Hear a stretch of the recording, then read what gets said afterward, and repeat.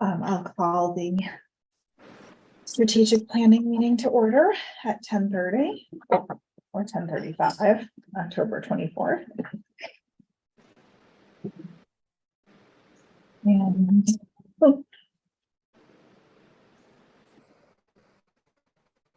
okay, that's it. You called it to order. Take names. Taking names. Good. Well, good morning. I'm glad we're here. Very legal and proper, having noticed the meeting with whatever delay was required because of system failures. So glad it worked out for everyone. I feel like we are our old friends here working together. It was 5 years ago Sunday that we did our first strategic planning workshop, and this workshop today is really a chance to kind of take a step back and remind yourselves of what you've done and all the new things that you have taken on, and the things that just keep coming at you, whether you wanted to take them on or didn't want to take them on. But I want to give you all a chance to just kind of enter the room and share expectation that you have for what your hopes are for today's workshop. So anyone can. Julia, before you start doing that, can we just do for people at home, introductions of everyone? Yes, so I'll have people, when they say their expectations, introduce themselves. And I'm Julia Novak, Executive Vice President with Ref Telus, and I'm here with my colleague, Catherine Carter. All right, so those are the straight, everyone else will play the expectation game. So Libby, you want to go first? Libby Gibson, Town Manager. And your expectation or hope for today is? I hope that we can get through everything. Yeah. There's a lot, and I hope that we can come to realistic expectations going forward. There's a lot going on. Okay, it's a busy place. Yeah, good. Great. Hi, good morning, Greg Tibnan, Assistant Town Manager. Similarly to maybe re-engage on the plan and retool it for 5 years old. It's time to, I think, redirect it and give us some path forward. That's good. So that I don't forget, Rick, could I ask you to also say hello and share your expectation? Sure. Good morning, Rick Sears, Assistant Town Manager. I think it's like the previous sessions we've had here. The more clarity we can get on exactly what the select board wants to accomplish, the better. I think will assist our ability to execute. Sounds good. Janet, why don't we grab you? Janet Schulte, Strategic Planning Advisor, and I'm looking forward to seeing how we keep this thing shored up and create some new life into it. Good. And Matt. Matt Fee, Select Board Member. My hopes are that we find a way to become proactive rather than reactive to everything. That we've got a bit of a bifurcated government. I hope we figure out a way to deal with that. And that we, in the housing realm, we take care of town employees first. It was interesting that was a large issue from the 50-something town employees that responded. That will put attention in housing. I hope that we find a way to make that the top priority in housing. Great, Thanks. Thank you. Brooke. Brooke Moore, Select Board Member. I think achieving some alignment on priorities and capacity to achieve those priorities. Gotcha. Good morning, Tom Dixon, newest Select Board Member. My expectations are just an extension from the conversation we had last time, trying to kind of focus it as we end this process for the year. Malcolm. Yes, Malcolm McNabb, Select Board Member. I think it's pretty much been said by everybody, but I think we really need to focus. We can't do everything. And most governments always want to do everything they possibly can, but we really need to say, what can we really do? And not just, so we want to get, I think Matt said, be practical, get to the point where we're actually doing something and moving forward. I mean, going back to sort of our yearly revamp of reprioritizing and sort of checking off what we have accomplished, what the most important things are to accomplish, again, recognizing what the actual bandwidth is. And bringing in the newer members who haven't had as much experience with this process, and having us all walk out with some ownership of the strategic plan. Good. Should we move things on? All right.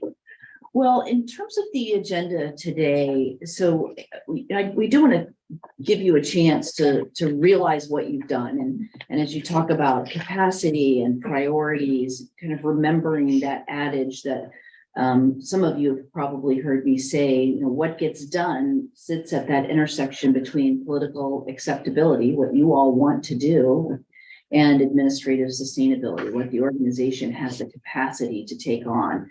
And there was a lot of success in that sweet spot in the last 5 years. And so we want to take a few minutes to go over that. And we're going to update the plan at the same time that we kind of remind ourselves of what we're calling the complexity conundrum, kind of how we want to do something, and then the series of things that comes off of that very seemingly simple decision to do something, how it actually comes to pass and be implemented. Update the structure of the plan. You all gave some input on the strategic goals that you have, and you know, what changes do you want to see made? Is there anything new? Does anything need to change in those as we revamp and really update the strategic plan? Remember what's on your plate already, things that are carrying over from prior decisions about what's important, and then kind of talk about the importance of staying the course, you know, not saying yes to everything, doing what you can. And we'll try to get you out of here by around 3:30 this afternoon. So that's kind of our game plan for today. And I think I'm going to just go ahead and have Libby, we'll go to the what's we've accomplished. Go ahead and just take a look at what you've gotten done in the past 5 years. So Libby. Okay, so, are the slides gonna go? Or Yes, should I- yeah. Okay. Yeah, but So in the housing focus area, we had quite a number of goals. I'm not gonna read all of these. I'll just talk about some of them. Obviously, the SHI list has been very much worked on, and we've more than doubled it. We've received certification for our most recent housing production plan. That was in 2021, and I think we're working on it now. I think that is every 2 or 3 years. I can't quite recall, but whenever the next renewal is, that's in the works with the housing office. Safe harbor status has been extended through the end of the year in 2024. We did an informal survey of town employees, and that was really in connection with the $1 million rental housing assistance program that we were trying to launch, which, as you know, ended up not launching because of the complexity of it. But that was revealing in that at least half of our employees consider themselves housing cost burdens. And that's quite a lot, obviously. Through the Affordable Housing Trust, some property has been purchased to create affordable housing units. That is all on the drawing board right now. An RFP went out for the Orange Street property, 135 to 137, and that is under review now. Hopefully that will get going within the next 12 months or so. The housing demand study was completed with the Affordable Housing Trust in Remain. That was a little while ago, but since the board adopted this plan. Community land trusts. There's a private effort underway to establish one for Nantucket. We've visited the Vineyard to look at theirs and talk to other communities about theirs. And so that may or may not have town involvement, but I'm sure there will be some partnerships along the way once it's up and running. And maybe one of the most significant items is the $6.5 million permanent operating override approved at last year's town meeting and election, specifically dedicated to housing. I don't know too many other municipalities that have done that. The focus area of transportation, thank you, is next. We've done a lot to complete and improve bike lanes, sidewalk repair. This has been mostly focused in the downtown area. We're really trying to launch an annual program where the sidewalks are in the downtown area are repaired and restored. And that's pretty much well underway. The traffic counting station program has started. I wouldn't really say it's complete. The idea is to have the traffic counting stations strategically placed at areas that are sort of, I don't know if midway is the right distance, but between major intersections so that we can eventually see what the impact of roundabouts or other traffic measures might have on the traffic flow. We have implemented license plate readers for parking management. Motorized scooter safety, and by motorized scooter, I think we're actually talking about not sit-down scooter, but the electric bikes and motor, stand-up scooters. There's probably a better name for those things. That is under, we did a bike safety video, which includes some scooter footage, I think. And it's really hard to get a handle on that because obviously the usage of these devices is seriously increasing, and hopefully the Bike and Pedestrian Advisory Committee is working on the potential for regulations to address speed and safety and things like that. Identifying measures for year-over-year transportation mode share, that is underway. And I don't know that we've come up with, in between transportation planners, a real strong way to measure that, but it's on the drawing board, I guess I would say. Environmental leadership focus area. We have developed an island-wide long-term water quality management plan. I believe that has been unveiled to the board through the Natural Resources Department, and they are constantly working on enhancements to it. They've done a lot with water quality management. I won't read all these things here, but the shellfish and illicit discharge and PFAS are all things that have taken quite an amount of time and effort and focus by a variety of staff, PFAS in particular. And that is something that will need to be ongoing while we're waiting for federal and or state regulations to surface, so to speak, which is going to be a real challenge. Green communities, thanks to our energy coordinator, we're able to become a green community, and there are ongoing implementation requirements that we have to constantly be on top of. And sometimes we say, why did we do this again? Because there are a lot of things that you need to do, and there are some financial investments and management involved in meeting the goals of the green communities designation, as well as getting it sort of filtered throughout the town so that people are aware of what those things are and operationalize them into day-to-day things. Solid waste management. This is very much at the forefront with a long-term solid waste management, long-term solid waste planning work group that I have established.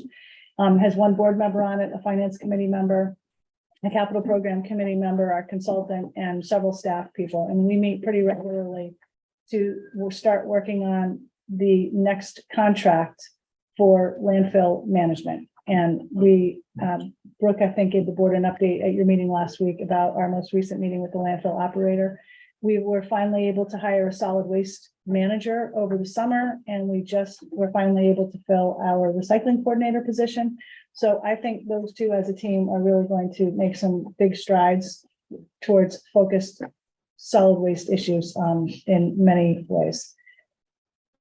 Lots of stuff going on with the materials recovery facility as well, the MRF, its condition, some improvements and repairs and things of that nature. Effective town operations. We are in the process of developing a concession master plan. And if you all recall, this, I think, started with jetties and concerns about the building, and it has morphed into, we've engaged a design engineering firm, Weston Sampson, to help evaluate the condition of all of the concession properties with respect to their physical condition, their usage, their historic features, and what preservation efforts might need to be applied. And so that is well underway. updating our parks master plan to align with the newly adopted open space plan, also the coastal resiliency plan. That is underway with our parks manager. We are in the process, as I think you all know, of developing a plan for a new DPW facility, and that is possibly going to maybe land at the property near the airport that's designated for the shooting range. And we are working with that group to be able to hopefully have both facilities co-located at that property. There are lots of issues that have arisen since we first started talking about a new DPW facility around 2015 or 16. It's been quite a while, including the coastal resiliency plan and the projections of sea level rise that will impact where the facility is now on Nantucket Road. So that is underway. Cybersecurity is also something that wasn't really so much at the forefront when this plan was initially adopted, but now it is a serious issue facing all local governments and also just ourselves as private people using computers. We've October, as I'm sure you know, is Cybersecurity Awareness Month, and we had big training a couple weeks ago with some individuals from the state and federal government that were reviewing with us what to look out for. And we established a position in our IT department to basically be our cybersecurity. I won't call him a czar, but he's sort of a czar. And we have a pretty robust training program, and every now and then something slips through that people respond to that they shouldn't have. But and there have been some issues locally with cybersecurity, what's it called? Attacks. And we have to really be on the lookout for that, because that can really cripple an operation for a long, long time. And if you, every week we see places around the state and country where that has happened. So that's very much something that we're paying a lot of attention to. Future facilities, master planning. This is something that we did discuss with the board in 2021, I think. Not so much since, because we have such a lack of project management resources. We're really trying to beef that up, but it's been hard with everything else that's going on. So we will need to get back to that. I think we have evaluated our role in providing Wi-Fi and cell service to the community and have concluded that that's not priority number one, because it's not really a terrible lack here. And I think when the board talked about this about a year ago, we agreed that that wouldn't be a high priority. Same with the municipal broadband program. Quality of life accomplishments. As you know, we've established our DEI director, and he is well underway with a lot of DEI programming, the strategic plan implementation, and training and coordination with across the board with the town departments. We've completed the Nobody Field House. I mentioned this DEI strategic plan. There is an internal DEI, to go back to that, committee of town employees, and they are supposed to be helping come up with recommendations for the implementation of the DEI strategic plan, as well as broadening outreach and awareness of DEI issues internally throughout town government.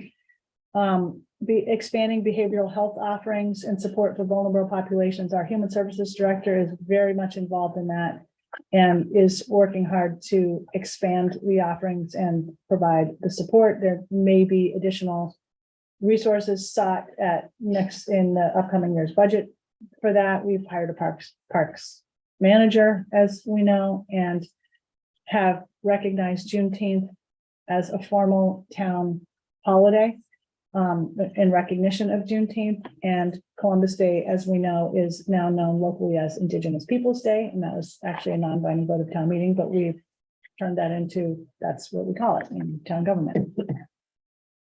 Okay. And was that all I was going to do at this point? I think so. Yeah. Yeah. So that's kind of the highlight reel. And the focus of what you've gotten done and how things have been operationalized. And, you know, as Libby was talking about, you know, we looked at Wi-Fi, decided not to do something. Deciding not to do something is just as much checking it off your list as deciding to do it. I mean, it strikes me, you know, one of the things that happens with you all is And I know Matt always wants to say we want to be proactive, but people bring things to you all that they want you to address. And then you have to decide if it's something you're going to put on the plan and do it and take your capacity to do, or if it's something that you decide, you know what, that isn't a role for us. It's not something that we're going to spend our time in. So it's just as important for you all to do that. So we talked about using this workshop as a chance to update the strategic plan, and we're going to spend time on that. But I want to kind of set the stage in two ways. The first thing I want to do is share with you, and we can pass this around. I'm going to take one and pass it. This is kind of a list of things that are in common. When we did this survey of both the board and there it is, and the cabinet members, you know, we asked people, what's coming, what's on the plate, and you know, you all identified a number of issues, cabinet identified a number of issues. There was also some common ground and a lot of energy, you know, around staff housing, as Matt pointed out, just that this is it's a huge issue, and it plays. And we'll talk about the complexity come under, but it is a cycle of we need this, we can't get this because we don't have that, but we can't have that because we don't have this. And so it really makes things difficult for you all. The efficient town operations, again, you've got facilities needs. This is something that's carrying over from the current plan, the moving towards a facilities master plan, but at the same time addressing immediate issues, whether it's the DPW facility or our island home and the other, you know, kind of facility and building requirements that you all have.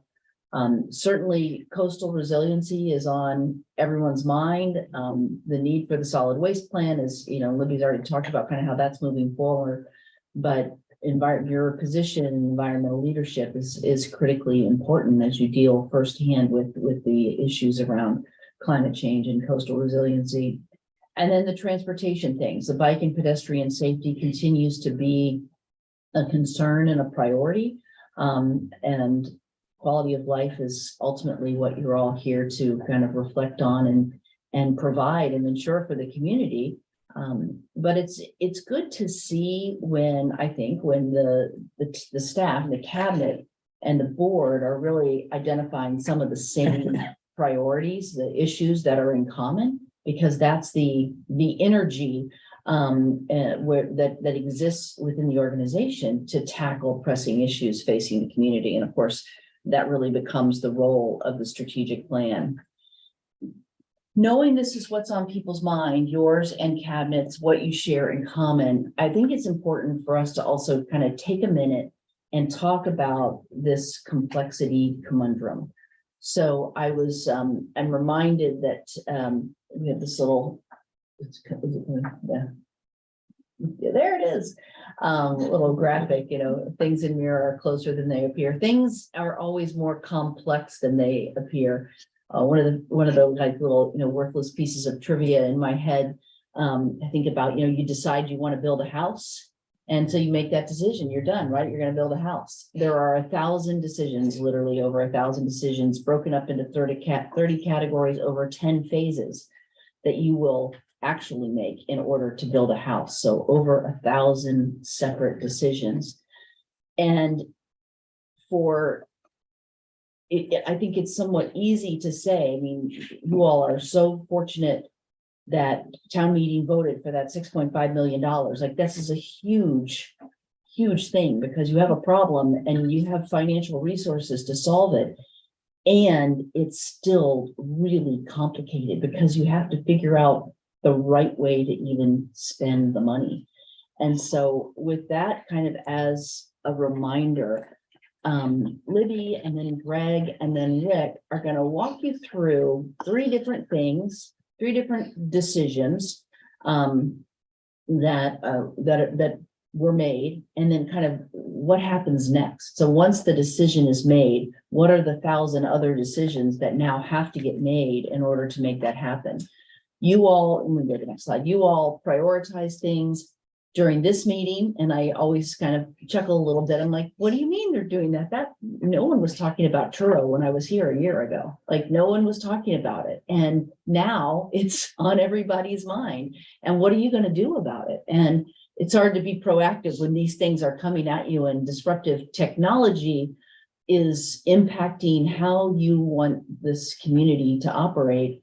The public wants things done. You all want things done. Town staff sees needs for things. So we're just going to walk through 3 of the many things that are on this list, and talk about how this momentum builds for you all to do something about things and what it looks like when you say, okay, we're going to do this. So Libby, you want to add anything before you start talking about rental property? I think you've pretty well covered it. Greg and Rick and I have a weekly meeting, and it's intended to do some long-term planning, and we sometimes are able to get to that, but we most often spend our time talking about what we're doing during the week, the upcoming week. And it's a lot of day-to-day that we try to split up amongst ourselves, and we don't get the time to do our thinking very well, because there are too many things coming at us that have to be dealt with. And some of them are actually strategic plan related, and they're projects that we're working on. But a lot of it is things that are coming in that aren't anything to do with the strategic plan. They're sort of day-to-day things, but they're also things that often are not solvable quickly. Mm-hmm. So there's the items that are on this list here, which we brainstormed to come up with, and these are things that have to be dealt with by administration in some manner. And we don't have the bandwidth or resources to have another group or entity or firm or employee take it entirely on. There's always some involvement by us, which is seemingly normal, but our involvement is much deeper than it probably should be because of our lack of resources. So rental property management is my item to go over. And I think I've talked a little bit with you all about this before. In order to really attract and retain qualified staff, mostly for higher level positions, we have got to provide housing. I think we all are recognizing that. So while we have a number of initiatives underway, as a result, we have a number of initiatives underway, but we've also had to rent property, and we have also acquired property to rent. And we do not have a well-established program to manage it all. And this becomes painfully evident all the time. So we are trying very hard to secure the resources and develop a program, but it's really on the go that we're doing it. And we miss things, and we find out about things later that have to be dealt with. So I'm just going to give you a couple of examples, and using the slide here as a guide. It is new territory for us. We're not rental property managers. And we do have a rental property manager position that was approved at last year's budget, and we're finalizing the job description now, and hopefully we'll get that position filled.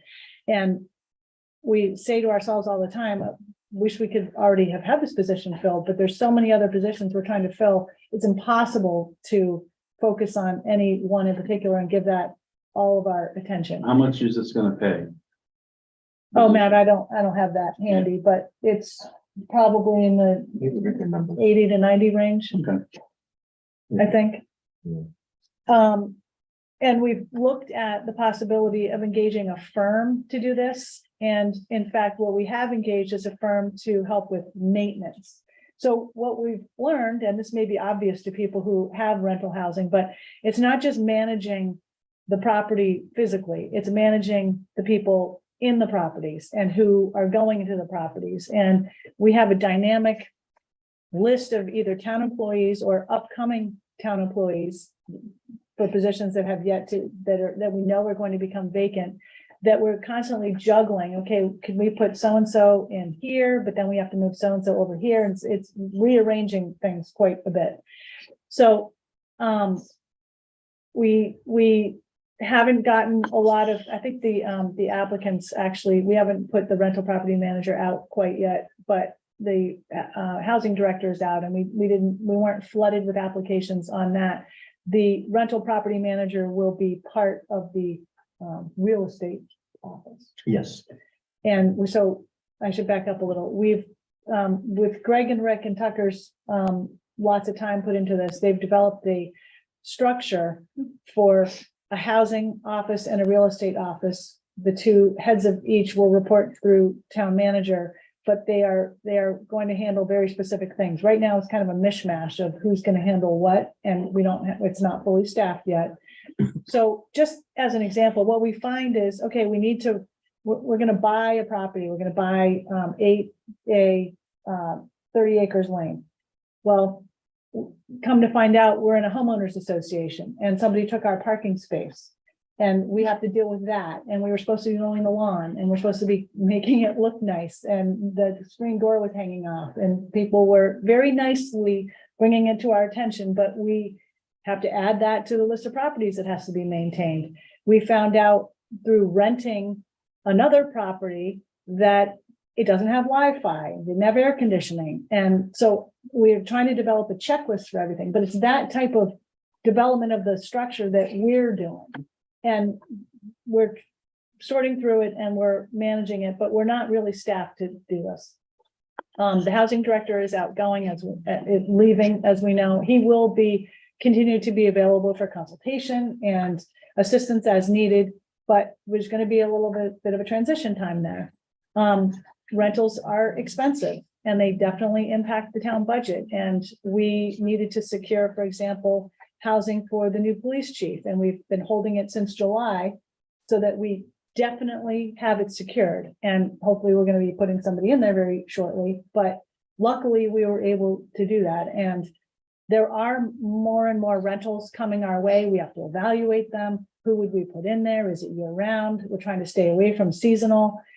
Is it market? There's a whole other tax implication issue for employees who go into rental housing that we are renting from somebody else and then we in turn rent it to our employees. There's a lot of complexity to it. It's pretty much all listed under the complexities list there. Subsidy programs are complex. If we rent a house for $5,000 a month, our employees are not going to pay that. They're not going to take it and they're not going to take the job if they were to have to pay that.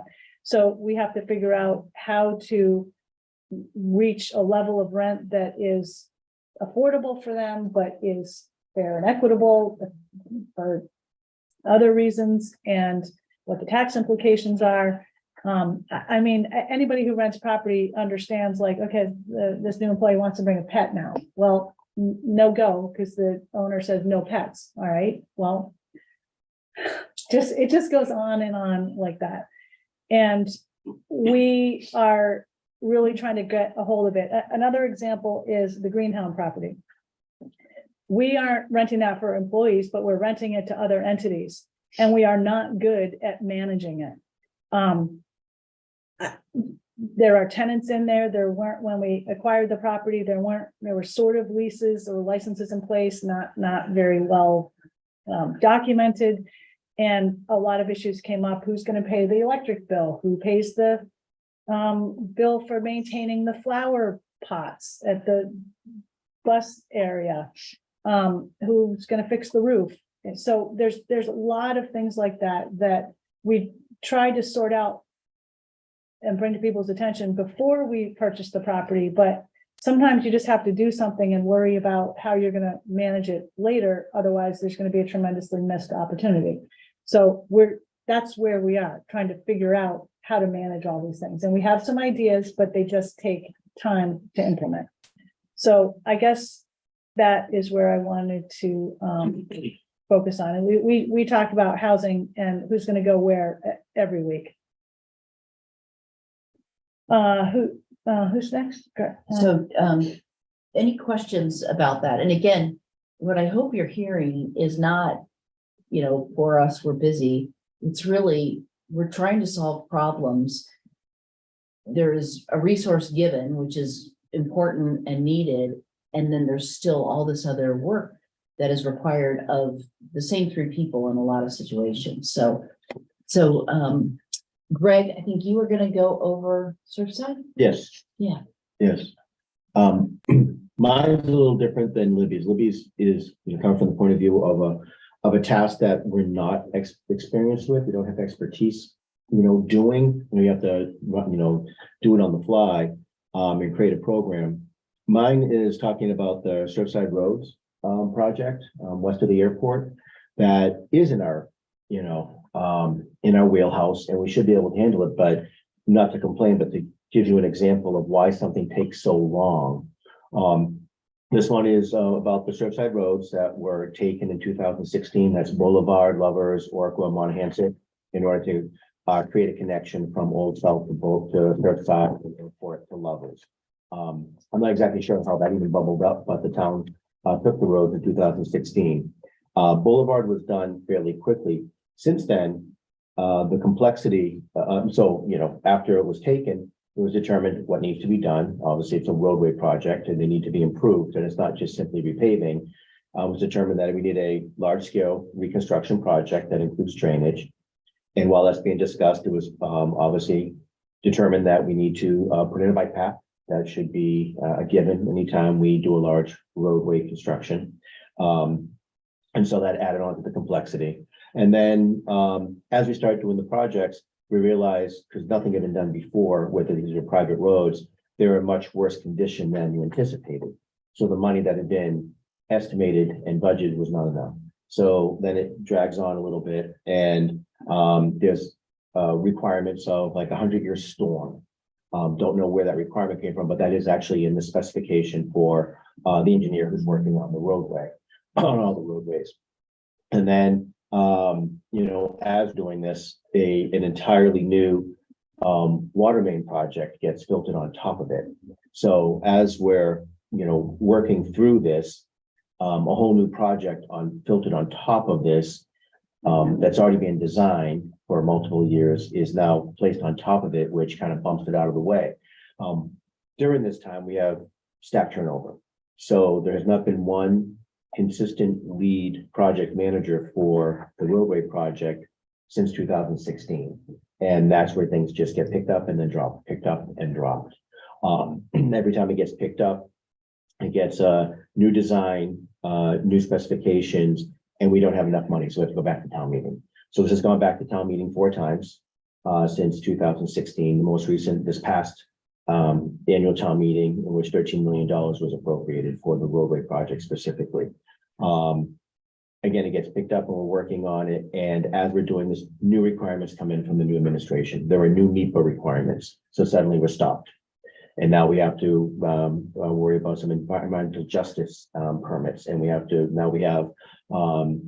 tree width that we now have to be worried about. So we have to do another survey. And as we go along, it becomes more and more complex and pushing it back. So now we need to get additional requirements onto the roadway. And now we don't even have enough money for what we just appropriated at the last town meeting because of escalating costs for things like, contractors and paving and so forth. So as we're doing this, there's no consistent project manager. It kind of falls to town administration to pick it up. So I've been working very closely with making sure this gets done. In the meantime, we have the water main project, like I said, which had a different track, different funding source and requirement by the state to be done by a certain time. So that took precedent. That's happening hopefully starting on Monday, actually.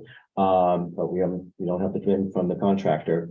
But throughout this entire process, for the past a little over 2 years now, we have 2 1-hour meetings with about 11 people between the contractors and town staff that range from the water director to the sewer director to a bunch of staff. That's 2 hours right there. And then we have an additional hour meeting. So just on this project alone is 3 hours a week dedicated to overcoming issues, drainage, easements. What's that? Utilities. Utilities. And once the survey is done, we realize that private roads, there's actual utilities in the roads that we didn't know, utility boxes that we had no idea that now need to be moved. So thanks to Erica Mooney, we have every 2 weeks, I believe, a utility meeting with utility providers to get them on board to moving this. So the complexity just keeps building up because it was an unknown project to begin with, and then not having a consistent, manager and timeline with it. It just keeps getting pushed back and more expensive. we only have one town engineer who's able to review the plans. That's Chuck Larson, and he's been reviewing the plans all along and helping us to get to where we are now. But he did a quick analysis and determined that based on the price, the cost for putting the boulevard together, same specs, pretty much, bike path, roadway reconstruction, new drainage. We're already over 3 times more expensive to complete the rest of the roadway. So what we anticipated, costing, I think, just about 7 million, back in 2016 to 17 is now 3 times more. So you said 11 staff members. Yeah, So- staff and contractors. Okay, so maybe 8 staff people. Yep. I'm just kind of imagining one issue, one project. 6 people, high-level positions across the town government, 10% of their time, right off the top, almost, is being spent on this one project every week. Greg, what would happen if we stopped the project? I mean, the town owns the road, so we would probably just have to get guidance from the board of what we want to do there. We still have to pave it and we do something, but I mean, I guess we would do anything. We're still opening the roads for the water main. So we would have to close up the roads and pave it. But we wouldn't put a bike path in, we wouldn't, do the rest. So I guess that would just be a policy decision. When it comes to a point where it's time to stop the project. Possibly, yeah. Well, this is an example of neighbors wanting us to do something, us not being able to say no. I got a lot of hate because when this came to us, I said, what are the parameters? Let's ask them to bring this to us up to spec and then we'll take it. But why should we take something that needs to be improved? And everyone got mad at me, all the neighbors, and I was the only one that said we should better this. And it'll be cheaper if we better it and they do it than if we do it ourselves. But, everybody wanted to give something away and we're in this situation. And so I think, sometimes, if we had known from the beginning, like, okay, this is what spec is, this is what we want, we would have been a lot better off than, and this is what I'm saying about being proactive. If we had said, this is spec, this is how thick it has to be, this is what it has to look like. If we had done that planning up front, we could have been I think we would have been in a better situation. We still would have had changes and everything else, but sometimes we jump the gun because people ask us to, and we want to be nice. Yeah. Sometimes you just have to accept the sunk costs. In my past life, we used to have lots of projects with professional project leaders. And we used to give awards every year to the best project team. And one year, the project team won was a project that recommended they stop. Most projects usually want to keep going. Yeah. They actually came to us and said, this isn't working, time to stop. Maybe it's time to stop. So there's some potential lessons in what you're hearing from your colleagues. One is maybe sometimes you just have to say, nope, we're not going to do it. And the other thing is, and this is very real, it's real for churro and dark skies and all the other things on that list. People want things. They want the town government to do things. And it is really hard to say no because you want to accommodate people, you see the value in it. It's also important to you. And there's only so much capacity. And so one of the ways to frame looking at your strategic plan is really, these are the things we're saying yes to so we can get them done. And then when these are done, we can say yes to other things. Exactly. But it's cautionary, it's a lesson to learn, but not necessarily one you will always learn from, because the conditions, what are you, is it something you want to say yes to? What are those conditions? So. And I'm not sure we can say no to this now because of the mess we have on Old South Road. So it's sort of, we're in a situation where, that's the alternative. People are gonna be going back out through those areas. They already are. So it's, we've added so many houses and so many cars and so many people that some of this we're gonna have to bite the bullet and do in some manner. So We are intending to bring this project to the board for discussion after we get a little more detail in the next, I guess we're trying to do it in November to get that. Maybe we don't do a bike path, or maybe it's just Lover's Lane, or just Or maybe we have to take a look at the engineering and not build it to a 100-year storm level, but more of a 50. Or look at the area and see if this is a high-risk area for those sorts of things. There's a lot of easement. I don't mean to take over from you, Greg, but No. there's a lot of easement issues with building at a higher level of, I don't know what to call it, storm readiness. Yeah. Well, we look forward to your presentation. She's doing more work on it. It certainly sounds like a project that can be modified I mean, it in may some be, way. yeah, maybe Orkla and Monahans is way more valuable to the community than Lovers and, the state forest. So, I mean, that's for discussion. Okay. The third one we want to go over is, the very simple task of hiring a police chief. So, Rick, you want to go through that one for us? Yeah, I mean, it's just one more example. It sounds from the conversation that you already have captured the concept here that we're trying to get across. But I mean, even just in a hiring situation, the timing's more complex, the logistics are more complex, agreeing the contract is more complex, timelines get stretched out because of the remoteness of the island.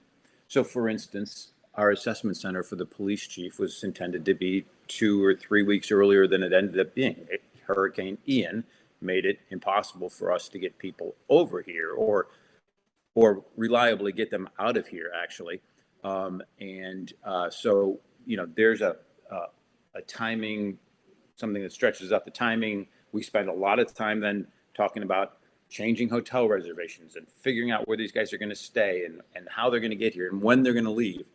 And so there's just so many layers of the onion to peel back. Where, do we try and bring them here in the fall? Can we get hotels on a long October weekend?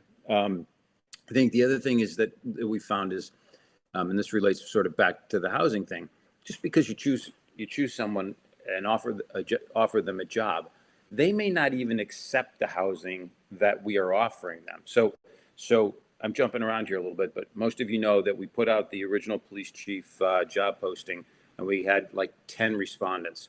We took it down, put it back out, and said, the town is working to secure housing, and we had like 40 respondents. But even if you go all the way down the process, you may find that the people don't want the housing that you've provided them. We have a situation going on right now at our island home like that. We had a situation with a DPW director earlier in the year where the housing was not up to the level that they wanted, and so we end up having to start the process over again, and it just adds more time, complexity, more logistics complexity, and more and that sort of thing. So, and just a couple other items. The Police Reform Act,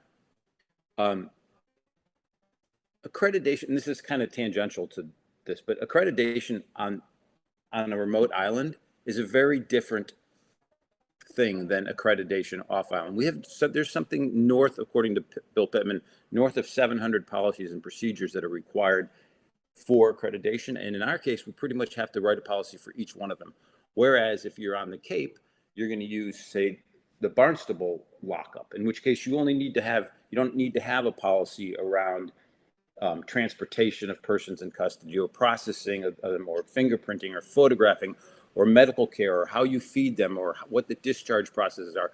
But we have to have all of those. So it's just a point that it's just next time we talk about the next great idea, I think we need to remember how complex things can be on this island and possibly remove some other priority and make sure whatever the new great idea is maps to the strategic plan somewhere.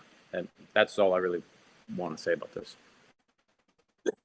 And this is an example of just clearly day-to-day operations. People, key positions are going to retire. It's going to happen. You actually were proactive. You had notice.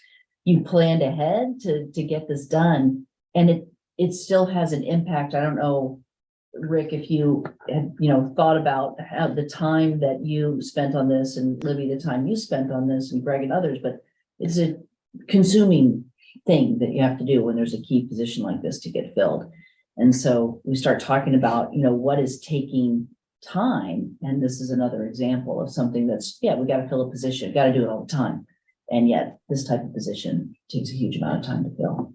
So, Yeah, I mean, it was 3 town staff for 6 months. We had interviews, we had written responses to evaluate, we had 40 resumes to begin to narrow the field. It's considerable, and most of it, well, Libby involved in all of it, and the rest of us involved in some of it. reactions, thoughts from the board on these, kind of the picture we're painting here with the complexity conundrum.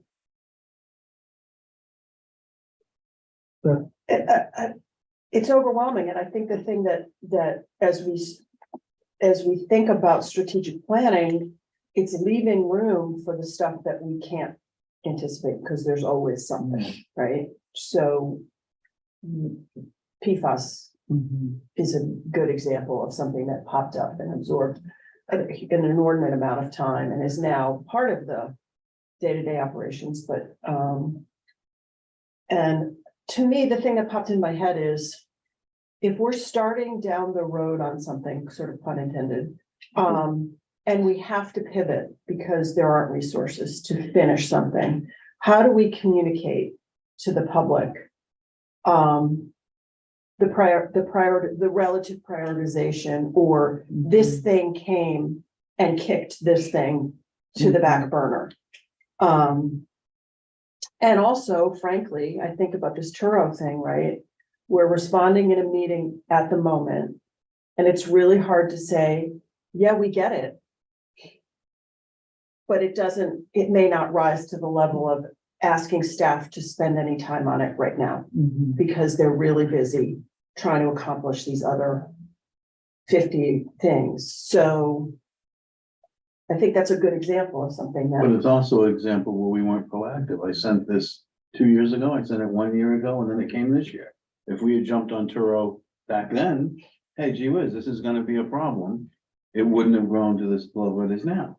So something like that, that's illegal. It's not allowed. It's against our thing. We spend more time trying to justify, sort of why maybe we can't do something.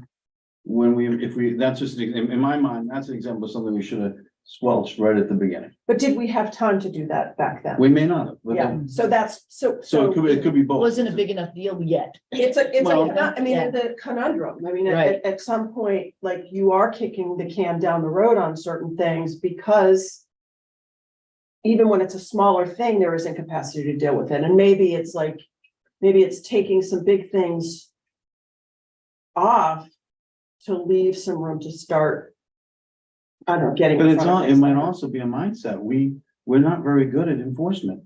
Enforcement is sort of self-enforcement and reporting. And so since we don't do that, we're too busy to enforce. So then things grow.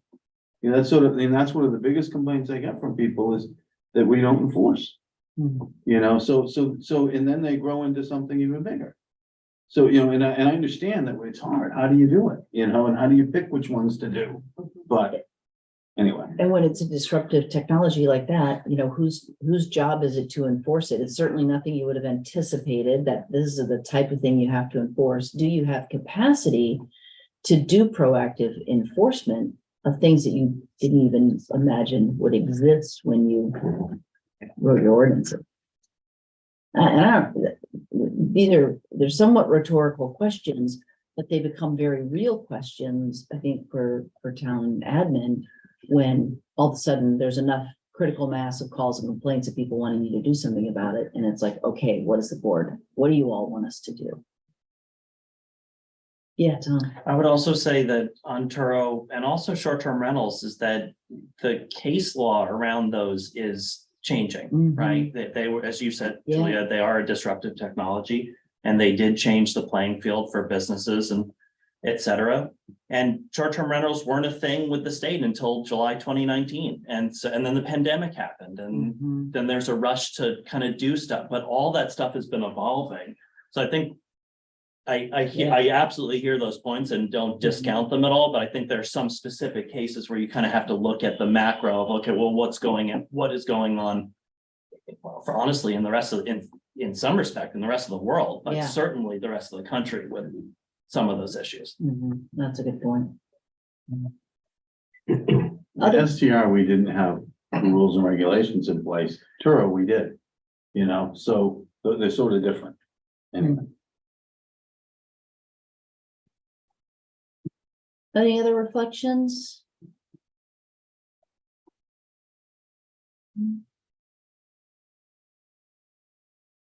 Okay, then, well, do you want to take a quick break before we jump into the statements, or we can go ahead and push through? I just want to take your temperature.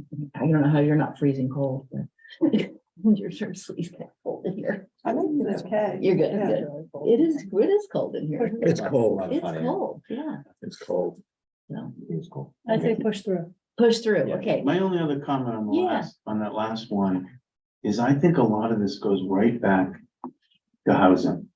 If we had really nice houses that town employees got to live in, and they were really, you know, if they were affordable and they were really nice in a place that any of us would want to live in, then I think that we would have the capacity and we would have, you know, we would have that. You know, so I think in my mind, this is why I said we should be, you know, sort of focusing on town employee housing and not trying to solve it for everybody and their mother. We should solve it for ourselves being the town. Yeah, Because then we would have the capacity to do the other stuff we need to do. You know, even managing the town, we don't have someone to manage the town housing, you know, so we don't have, we have to have housing to have that person. So I just think it's the number one, but the focus needs to be, you know, sort of, you know, laser focused on town. In my opinion, yeah. if we want to get anywhere. I know we want to try to help everybody, but I think we got to help ourselves first. So anyway. Juxtaposed against safe harbor rules. Yeah, exactly. Yeah, So do balance safe harbor. against that, You gotta do safe harbor still. Mhm. You know, we're what, 100 and something away Yeah. from, you know, being We- 400. We were 100 and something away. We're not. They went up by 128. The Yeah. next year will go up again. We'll never get there, you know that. We I mean, but we gotta it's- go higher. We've gotta it's get gonna- It higher. goes up every 10 years. Yeah. So, Every time we build a bunch of more houses. Yeah, I know, it's. I know. But Yeah, anyway. it doesn't end, it doesn't end. But yeah, I mean, it kind of does all come back to, do we have the place to house employees so that we can do the things that we want the town government to do to make this island the place we want it to be? So, okay, so what we're gonna do then is go ahead and move into modifying the framework or not. So again, when I talk about, I use that term, the framework of the plan. It is the directional statements or aspirational statements that are aligned with your strategic focus areas. So you have 5 strategic focus areas, and then the overarching statement around, you know, kind of the plan being guided based on principles of sustainability. So we ask you all for, you know, input into, is there anything you want to change, anything you want to modify structurally? There is definitely energy to keep the 5 strategic areas that you have. So we will keep housing, transportation, environmental leadership, efficient town operations, and quality of life. Those seem to be the right direction.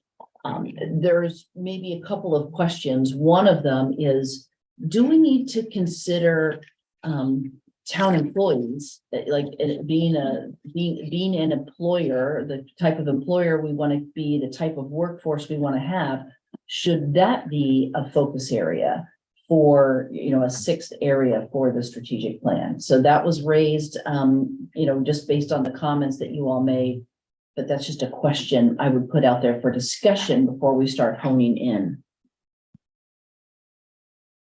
I don't know if I understand the question. You want to make that, you're asking? Do you want to add a 6th area? Oh, make, So you've got 5 outcome areas right now. Do you want a 6th one? And the things that you're doing in this area, besides obviously housing, if you hone in on town employee housing, that fits very well there. The other things that are workforce related, and I would put your class and comp study there, And some of the other, work that you are doing that's really focused on making the town an attractive employer, it kind of falls in the bucket of efficient town operations, which is a perfectly legitimate place for it. But given how much discussion there was about the importance of town employees in making all of this work, I wanted to just give you a chance to chime in on whether you felt like that was something you wanted to add or not. I would say efficient town operations has been kind of a weak. It's been sort of a weakness of the plan anyway. I would drop that and say attraction and retention of employees. And put a focus on. So you it. would trade, you would still stay with 5. Yeah, maybe, or keep it and just put it as the first, the first bullet point, but. Mhm. Yeah, I think it falls under it. You would put it, you would just explicitly put it with town Yes. operations. Others, We've been a little squishy and soft on that anyway. yeah, I agree, it falls within efficient town operations and maybe should become the number one priority. within there, okay, Is- as a goal. Workforce, taking care of our workforce, housing our workforce, compensating our workforce. It's in there already. Mhm. And I'm looking at what the cabinet said Yeah, on here. I mean, We dealt with some of it. and some of it's. Some of it we've been proactive and done. Is being worked on. mhm. So really elevating that. And I think it's important to signal That doesn't matter. to our workforce, our town workforce, and to people who might want to work for the town or consider working for the town. That we recognize that, I mean, I say it all the time, Mhm. the community doesn't run without the people who work for the town. Yeah, And when we had that person ask about prioritizing municipal employees, through the municipal employee preference, and none of the rest of this happens unless we have housing for the town employees. That's sort of yeah, gotta be our, And it's really positive for us, the town employees get it now. They didn't get it 10 or 15 years ago. Like, this was been talked about for 20 years. It was, oh no, that'll never happen. We don't need to do that, et cetera. And now when you read the responses, they, 50 something people, they all get that. Where we are, yeah. Well, the complexities of allocating that resource will always be there. Yeah, that's. Who gets Yeah. it, right? It's always, but we need to address that head on, and we need to establish an allocation methodology that feels fair, mhm. for that to work, but that's another, Okay. So we'll make sure when we get to that outcome area that you're comfortable with the prominence of talking about your workforce, just within the directional or aspirational statement itself. And then when we talk about goals, we'll make sure it's very clear. I just have Yes, sir. My only comment is I'm not sure we really need quality of life.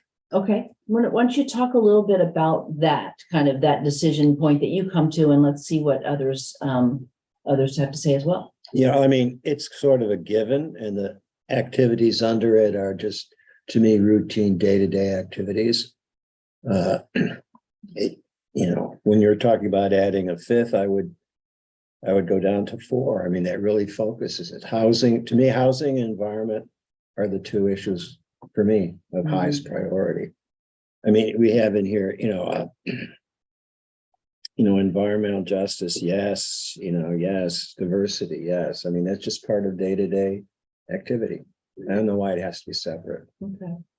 So other reflections then on, do you want to maintain quality of life as a strategic outcome area? And it might be helpful. Why don't we just go ahead and jump to that statement? So it's up there on the board and we can kind of see the comments here. And then this will give you a flavor for what we're going to do in each area.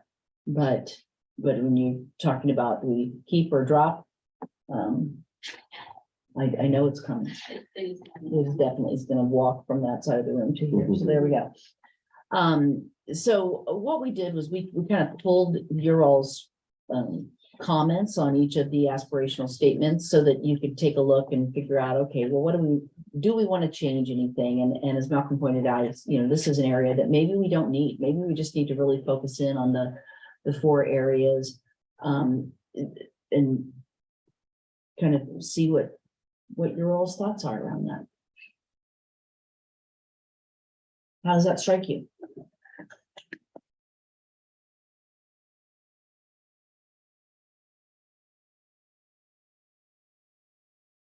Feels really vague. The statement feels vague or pulling it out feels vague? No, it just feels. The statement feels vague. Okay. It's nice. Mhm. It's a nice statement. Sure. Is there such a thing as a middle class job on the island anymore? You know, I don't, anyway. It's lower and upper, it seems to me, but Mhm. Well, and that's the, speaking of conundrums, I mean, part of what you say in these statements is what you want to be true. And if your reality is we don't have middle class jobs, we have lower and upper. Well, is it something you want to focus on? And if so, what would you do about it? What's your role in it as town government? I don't think we have it. I don't think we have the capacity to work on it if we even knew how to.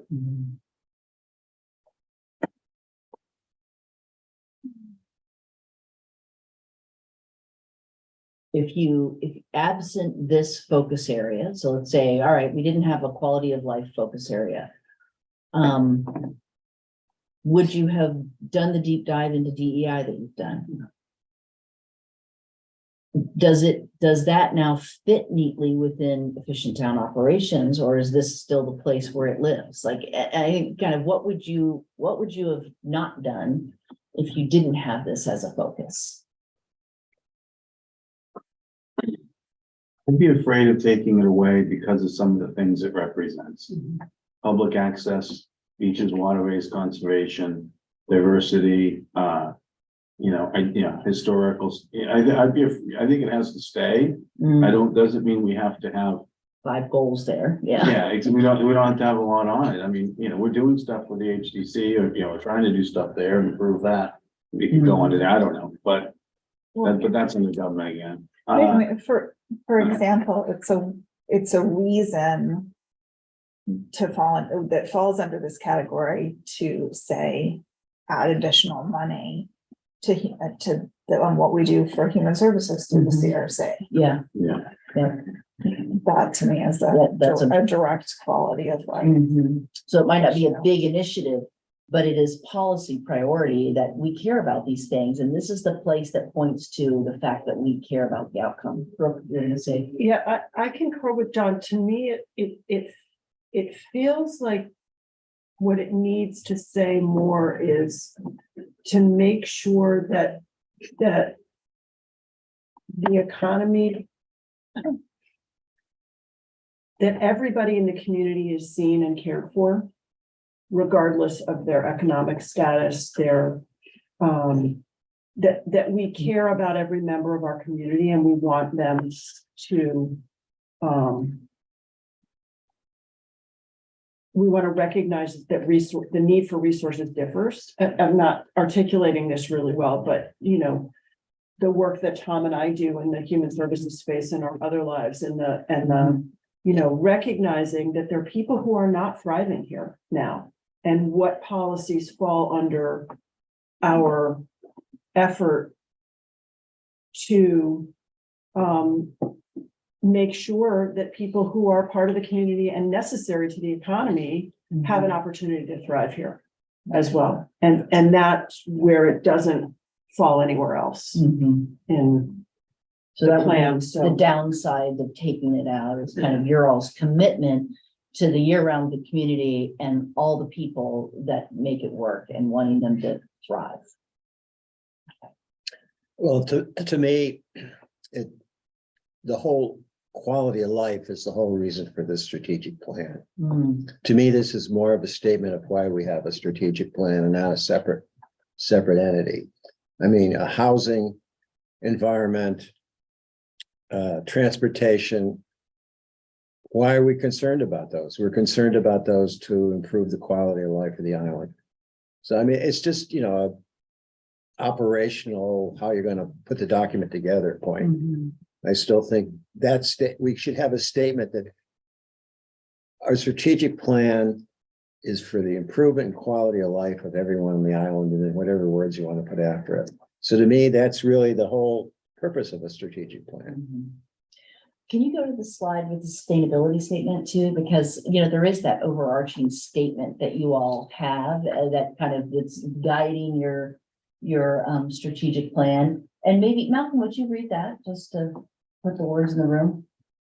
Sustainability is how the town of Nantucket with a focus on historic preservation, quality inclusion, natural resources, hazard mitigation, solid waste management, energy, public health, education. It's a very nice statement.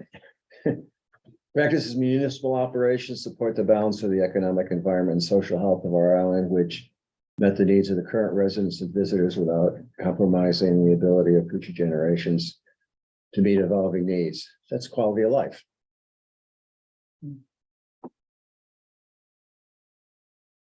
I think Rita, I read Yeah. Rita in that. Yeah, no, definitely. I mean, she was very Yeah. much behind creating that, you know, principles of sustainability, kind of that overarching window and kind of this very broad definition of sustainability. It's not just the environment, it's all of the other things Yeah. that culminate perhaps in Quality of life. Mhm. And go ahead, Brooke. But I do think having this as a category is a place to put specific policy priorities that don't naturally fit under the other four. And that's why it's vague, as I Mhm. described it, but it's kind of a catch-all. It's a place maybe for the social policies that create the outcome that you're looking for, that maybe wouldn't arguably fit in efficient town operations when we think of that as nuts and bolts. And it's interesting to me, even the reemergence of recreation and public recreation as an important priority for the town to be in, a business for the town to be in, with the recreation manager being hired, doing this, that has nested here in the kind of nice to have quality of life space as opposed to the nuts and bolts of being an efficient town government. So Brooke's kind of saying, I see a place for it, squishy as it might be. Others. Malcolm's questioning, which it's a great conversation. No, so I mean, that's- I'm not gonna Right. You're not gonna waste have- our time No, yelling and screaming and arguing about it. That's what Yeah. I believe. I think okay. there's your statement at the beginning, however you want to do it. Tom, what's your reflection? I'll put you on the spot. Yeah, I think I agree that it should be one of the priorities. I think maybe without having really thought this through, maybe it's just the title, quality of life, that's a little not explaining the whole story. Mhm. And maybe even the icon with the surfboard, that's not it, you know, it's, yeah. But this principles of sustainability statement is good. Mhm. And I do, kind of what Matt was saying, quibble a little bit with the middle class job opportunities, and I'm not sure the way to define, I get what it means. Mhm. And also I wrote a little bit about rural identity, which I have no problem with, of course. I'm not sure how we No. what are the basket of policies that we kind of direct. I mean, I think you could probably tie something to that, but I think it's a little vague too. Mhm. So I'm all for tightening this up a little bit and maybe changing the title, but I do agree that it is these are worthy goals to put other priorities that aren't enumerated in the other four. Yeah. I would definitely take middle class job out of there. I don't like that. You don't, I like Brooks. It should be more encompassing than just everyone is seen and cared for regardless of economic status. is something what like she that. said. Okay. Yeah.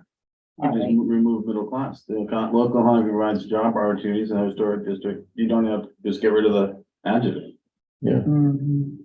I mean, and are we still We'll make working toward notes of it. keeping the old historic district vibrant year round?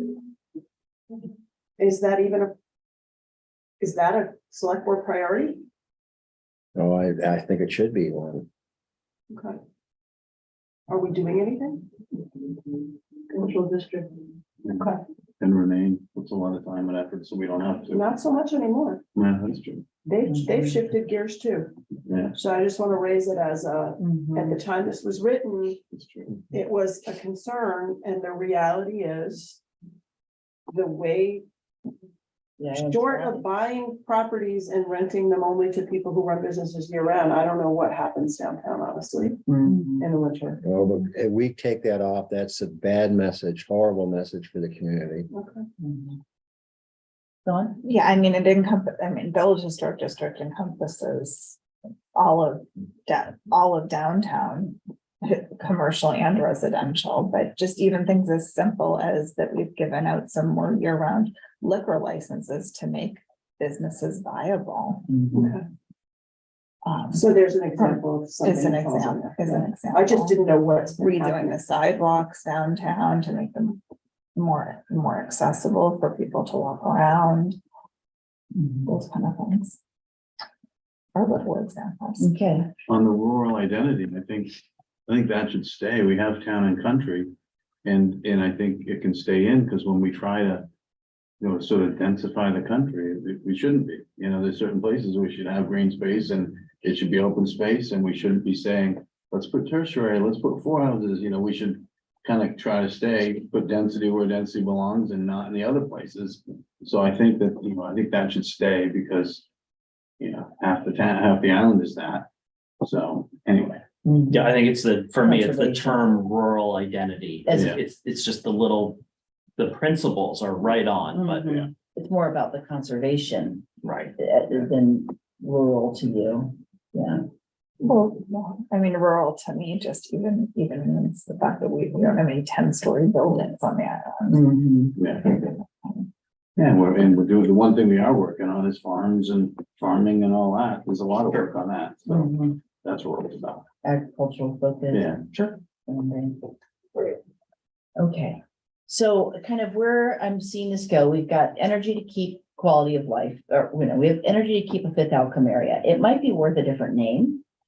And we need to tweak the language a little bit in the aspirational statement. So my thought is, Catherine and I are making some notes, and my thought is that we take these and bring, send it back to you all rather than just wordsmith here today. But I think some of the phrasing and the concepts that you all have said are really important, and I want to make sure we are capturing those. So definitely energy to get rid of middle-class jobs. Make sure what we're saying here is that, we care about people, regardless of economic status. And I don't know if there's a Let's- different way to word it, but I Mhm. think the original intention with middle class is that we felt that Nantucket's middle class is disappearing, that it is It's becoming. disappearing everywhere, in a lot of places. It just strikes me as, I know what you mean, but yeah, something about it. but it's disappearing. And the concern was, again, with this being an aspirational statement, was that you wanted to make sure it didn't go away. It's going away. It's a reality we don't like. What do we want to say about it? Brooke? I think it's about supporting the health and vibrancy of our community. Is that the right name for this outcome area then? Healthy and vibrant community or Yeah. thriving community? I like that better than, Because really, that's what we're talking about. We're talking about health and wellness, recreation, access to the outdoors, and vibrancy Yeah, can be downtown, and it's continued. It's individual and community health and Yeah. vibrancy mixed together. so that individual people thriving concept, it would incorporate the recreation. So do you like the phrase healthy and vibrant community instead of quality of life? Is that resonating with you? resonates with me more than, More than quality of life? Yeah,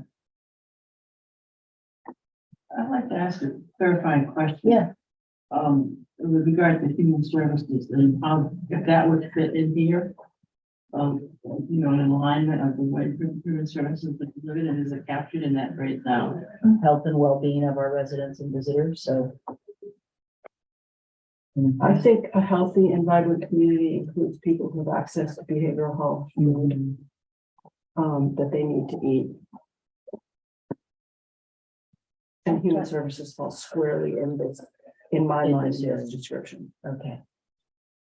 We'll make, again, with the rewrite, I think what we want to do, I'm glad you asked that, is make sure that that's crystal clear. It's not vague, it's very clear. Do you like the category, you like healthy and vibrant? Malcolm said yes. Dawn, you like that? So Matt says, give me the thumbs up. Tom, you like it? All right. Can I ask a clarification? Yeah. So are we saying that the aspirational statements for quality of life and the other sustainability category are gonna be combined? No, I don't think so. I think Okay. we're still, I think what we've done is we're keeping this as a fifth outcome area. We're gonna rename it Healthy and Vibrant Community. We're gonna tweak the language a little bit to address the comments. I don't think we've, I think the overarching statement, which is guided on principles of sustainability, we haven't addressed changing it yet, but we can, and we will. Yeah, Brooke. To me, the sustainability statement is it's the connective tissue between all these priority Mhm. areas. It is the thing we're trying to achieve by focusing on these 5 areas. Absent having quality of life, you're not getting at the social and emotional, individual thriving, economic vitality of the community. So that's its contribution to sustainability. And it's the very broad definition of sustainability in that overarching statement, I think is part of what's important about it. It's how, when we say sustainability, this is what we're talking about. It's really all encompassing. So it would stay as that overarching statement at the introduction to the document, maybe, and we would modify this outcome area. Okay. Okay. Okay. Pardon me? New icon too. Yeah, new icon for sure. We're gonna get rid of the surfboard. Yeah, we'll come up with something that's more reflective. So. What's that? And I'm in a t-shirt, I don't I'm understand. so Does it feel like cold right coming now. out over there? Is there We think. I mean, as you know, there's no air conditioning in this building because there's usually a window. Is there here, heat in right? this building? Yeah. That's what I was Yeah. just asking. Turn it on. I'm actually now getting cold, now that you Good. guys are all talking Now about that it. you pointed out that you're in a t-shirt, You're in shorts. I was worried about being warm today because I'm usually warm in this building. And I was like, oh, I have long sleeves on. It's so nice. Outside, it's 61 degrees. It's probably the same in. We don't have the sun. Okay. All right. So let's go back to the top, because that was, I think, the last one, right? So we're gonna stay with the principles of sustainability statement. And housing aspirational statement. Okay. So again, what we want to do right now is make sure that these aspirational statements are reflective of what you as a board aspire for these outcome areas, how you are defining success. And so the comments that you had here were to maybe make sure that we're talking and prioritizing town and housing for town employees, perhaps adding the concept of being energy efficient. When we talk about well-constructed, integrated in character, but also be energy efficient. And maybe change the reference to everyone in the second sentence, but maybe have it be achievable. Did we already change that one? I think that was just. Is it Oh, it's just a phrasing. Oh, for Achievable those For who- those who work on the island. not instead of for everyone? So for those who instead of for everyone. Okay. So those were the comments that folks made when you took a look at this aspirational statement. Reflections from others, so somebody said each of these things, how does this strike you? Something you want to change these? Do you want to incorporate town employee housing here in the success statement, in the aspirational statement? Do you want to add energy efficient? What's your take?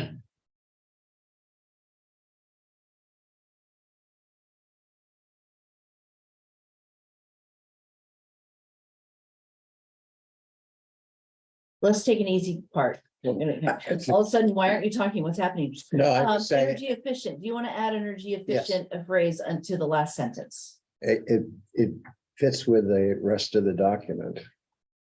When we're talking environment and our own quality of life, whatever it's called now, that would certainly fit. I would include it. I may be the person who made that comment, and it could go into environmental leadership also, so. This is very specific. You would be saying that homes on Nantucket are energy efficient. Well, That- we are a green community, they're required to be under that, so. Why not just say homes in Nantucket are well constructed and energy efficient? Comma, And yeah, integrated. yeah, so we'll just add it right there. Okay, so we're gonna add that. But do we want to add something as we talk about just the housing stock that with something like with a particular focus on housing, Town employees, Town- yeah, town that's what employees. that's the other one to add. I was figuring the energy efficient one would be easy, so we've got you talking, so this is good. So now how do you want to talk about the town, the importance of housing town employees here? before our seasonal workforce, maybe add a sentence that says that the town will prioritize housing its own employees to attract and retain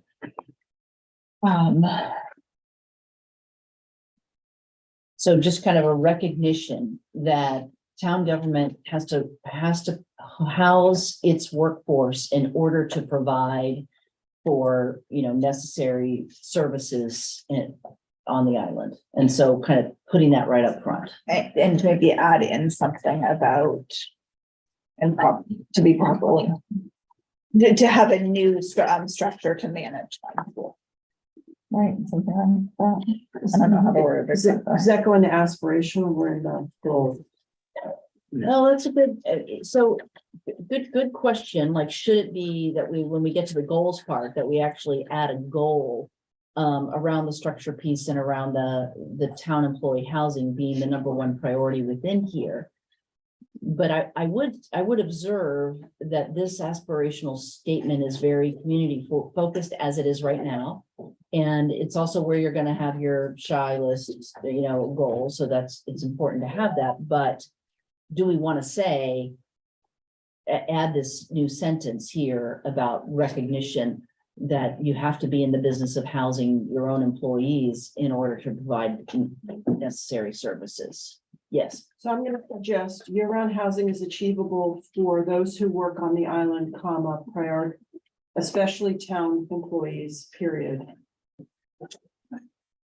And then a new sentence, the various tiers of affordable housing make year-round living comfortable, stable, and inclusive. And I would add affordable and attainable housing. Various tiers of affordable and attainable. So a new sentence, the various tiers of affordable and attainable housing make year-round living comfortable, stable, and inclusive. Okay. That's good. That's good. Do you want to go ahead and see the changes on here that you're making now? We weren't going to do that, but we can, I think, because it's Catherine Carter's favorite thing to do is make the changes while The you're talking. wordsmith while we're here. Yeah. That She is is very good at actually it. kind of easier. So Because otherwise we go housing back and is interpret my achievable notes. For those who work on the island, especially municipal employees or town employees.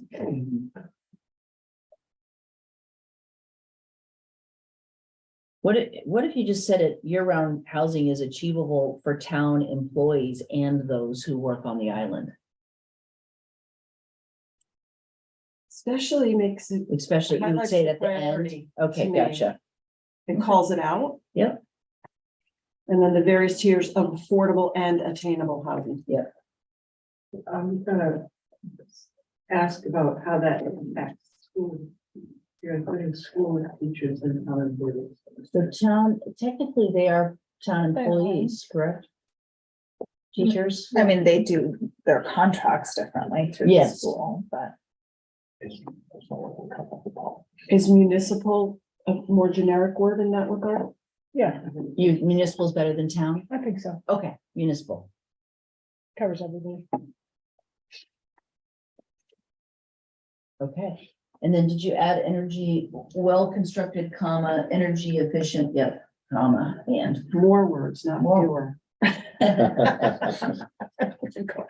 Just, I always worry about just adding more words. Yeah.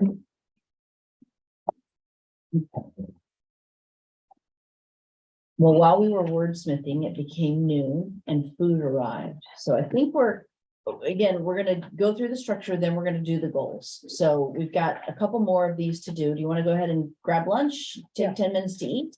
And then we'll come back and pick up transportation, okay? Perfect. Thank you. That are calling And we'll- my name. They're sick, calling your name. Yeah. Which sandwich? And you can stand in the sunshine like a lizard and warm up maybe. If we think it's cold in here, it's really cold in the bathroom. It's Yeah. like warm out. That would be even more cold. That was not, that's definitely.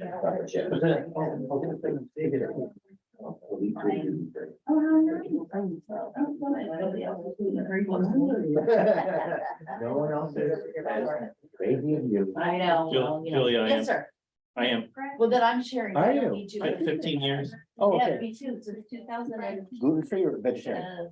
Just the two. Oh, they're numbered. Yeah. Numbered them? Yeah. Oh, you don't want it? There's two. Still. Yeah. The one reasons. Thank you.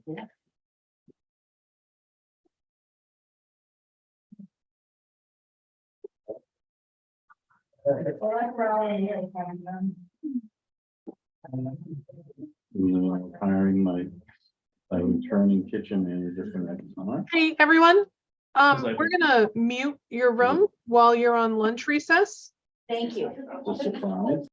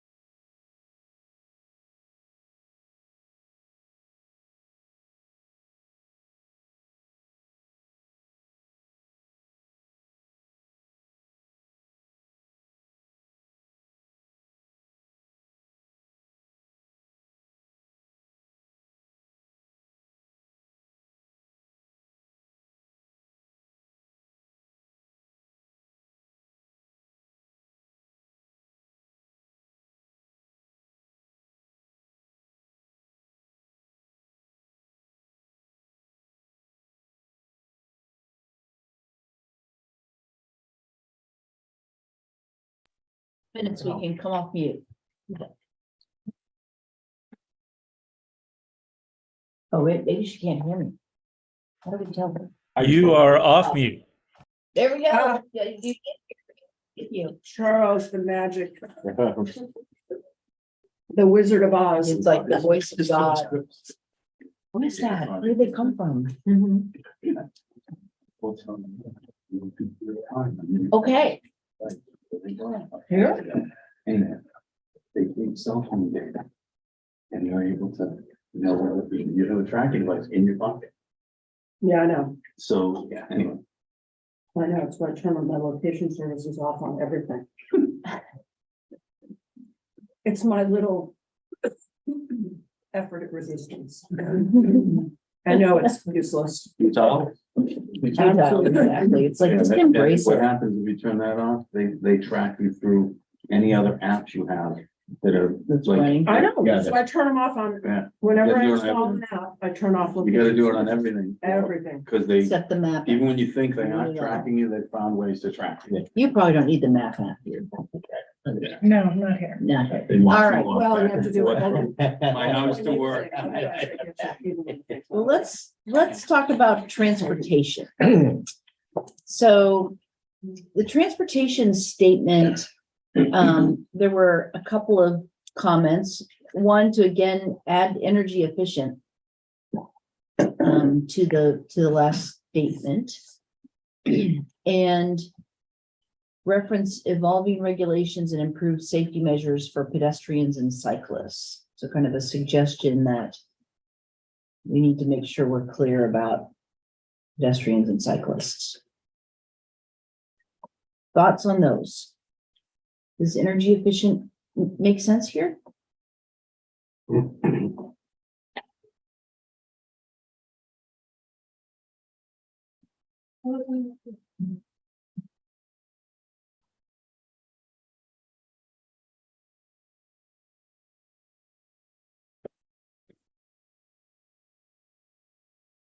Maybe it would work in the first sentence, reliable multimodal options that are energy efficient, comma, respect the historical setting of our community. Is that important to you all to include here? Well, adapt to emerging technologies or something like that. Where would you put that? Sorry. I mean, I think the idea is to try and go to electric Mm-hmm. buses. That's a noise factor, yeah. Mm-hmm. The buses driving around now are really nice. Like, The quieter. yeah, Yeah. really nice. How does improve safety and mobility, incorporating emerging technologies without accommodating a car-centric culture? Okay, so after mobility, comma.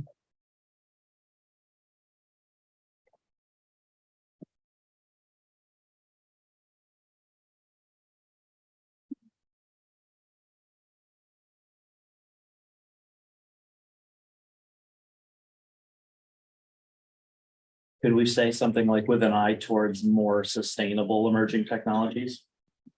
Or is that too? Yeah, what, you're gonna argue Turo is an emerging technology? There you go.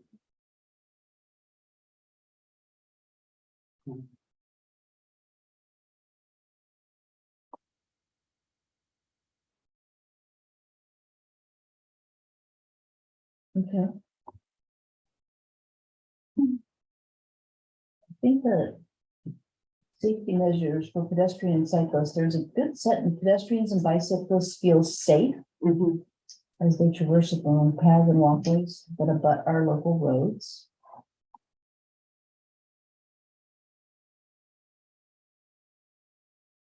As they navigate the entire transportation system. Yeah, I'm thinking, yeah, Yeah. they don't feel safe when they're crossing, Walkways, crossing the street. as they navigate.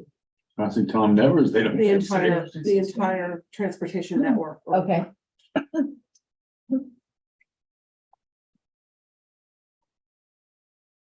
Okay, we'll get rid of that about our local roads. There we go. Okay. Good. Good. All right, well then let's move to environmental leadership.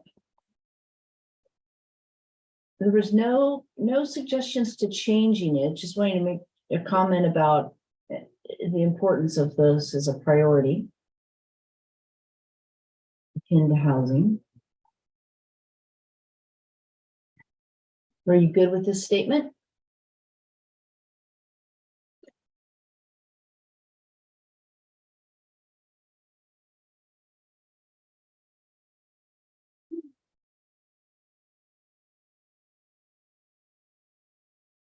I'm going with yes. Yes. Okay, yes. Yeah. Post lunch. Fine with it. There we go.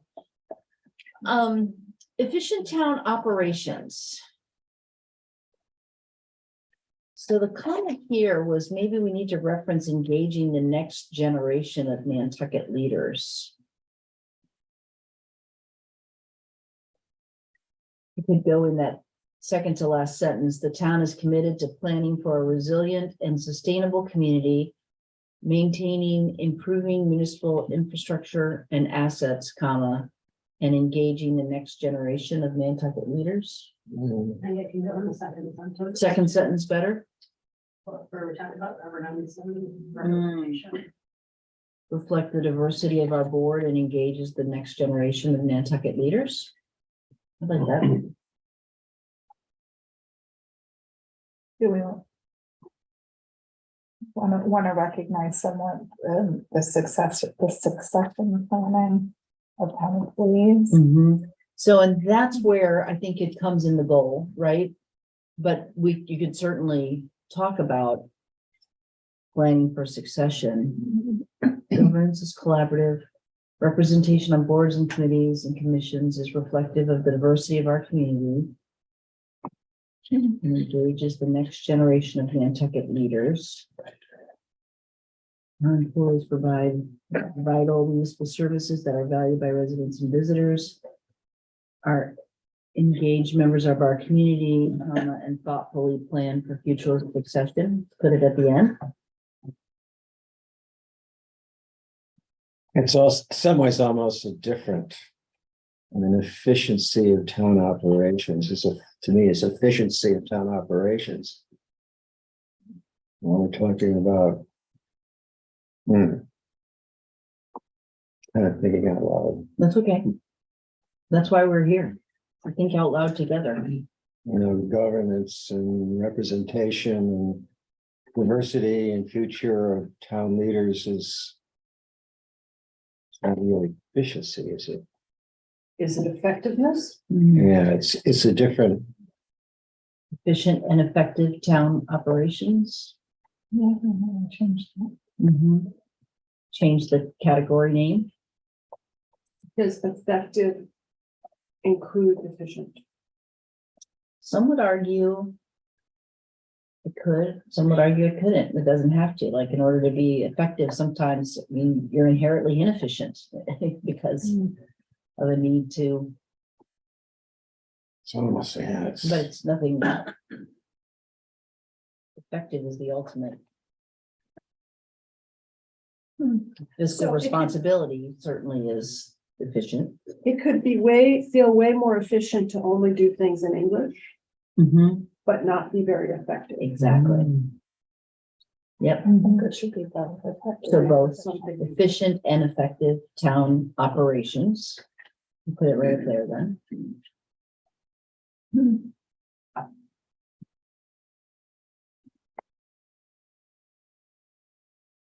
So we've added the engages next generation of Nantucket leaders. What are other people's thoughts about adding a reflection about planning for future succession of?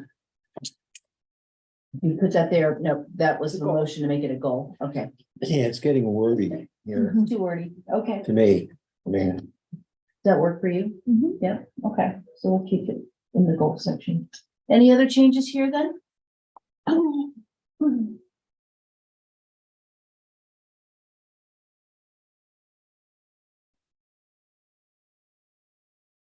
Do we want to move town employees provide higher up as was sort of reflective of our earlier conversation About about the includes. Mhm.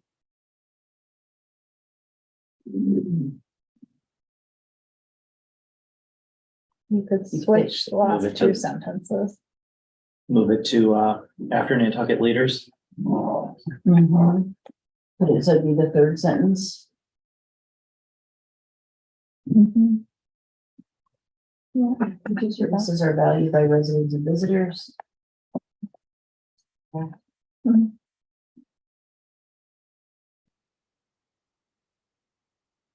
They're valued by residents and visitors and are engaged members of our community. I wonder, do you want to say valued and appreciated? Engaged and respected members of our community? Like, are there other adjectives you want to add there as you think about the importance of your workforce?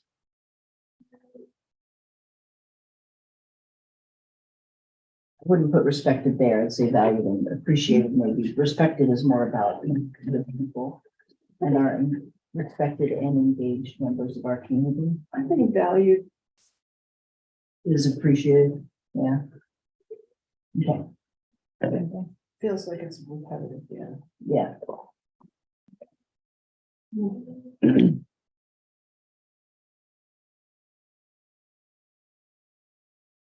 Good as it is? Okay, good as it is. And then the last one is no longer gonna be quality of life. We're gonna call it healthy and vibrant community. We want to go ahead. I mean, I have a note of the changes we agreed to since we've made the other ones in the room. Should we go ahead and do this one also? So we're going to take out middle class.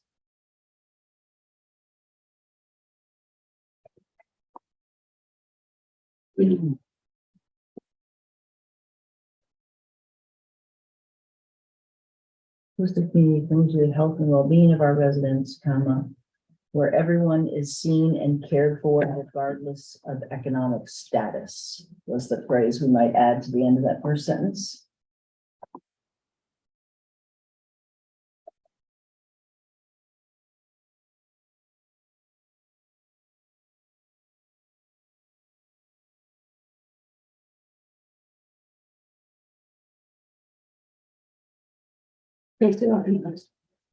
Socioeconomic status, okay.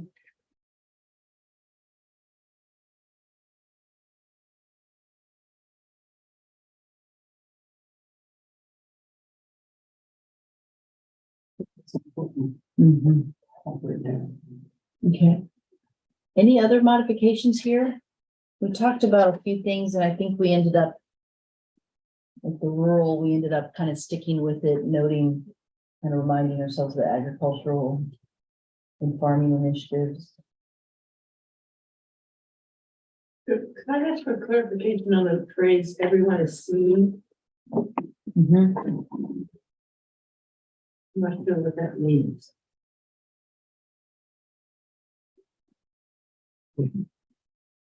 Does it mean that if we see somebody with a problem, we do something about it, like a problem that is visible? Should we say everyone is recognized rather than seen? So to me, seen is that we take the time to pay attention to everyone and we don't have blind spots.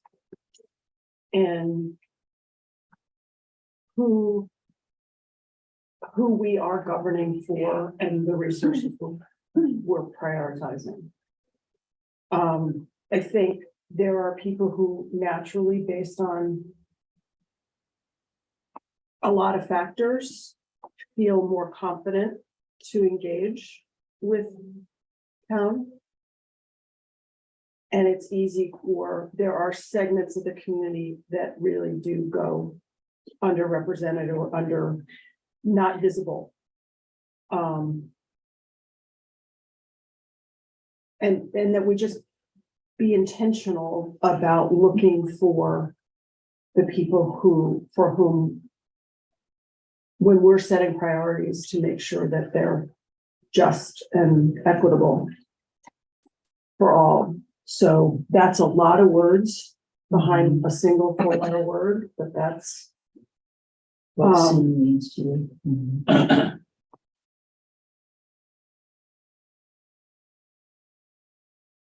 where the entire community, where all members of the community are cared for,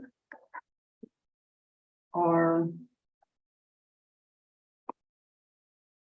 We can take a stab at summing it up. Could you say something like where all members of the community are equally treated the same regardless of socioeconomic status? Almost a given. Well, I'm just trying to sum up. I know. I think you run into issues with the DEI group saying treated equally. Yeah, equally is not equality and equity are. Yeah, that's, equitably. I think We're all we're members of the- just putting seen.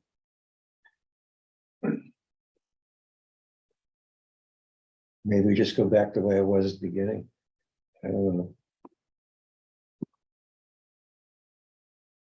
There's something about the phrase caring for people, that people are cared for, that I think is powerful if it's something that you want to say.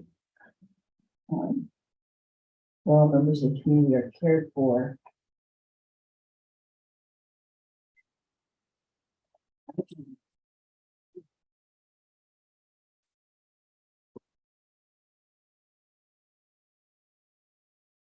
It's something about where decision-making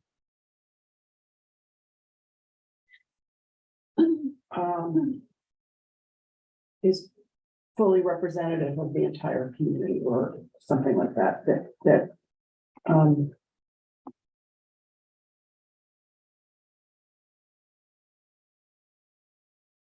Where decision making and provision of services is available to all members of the community.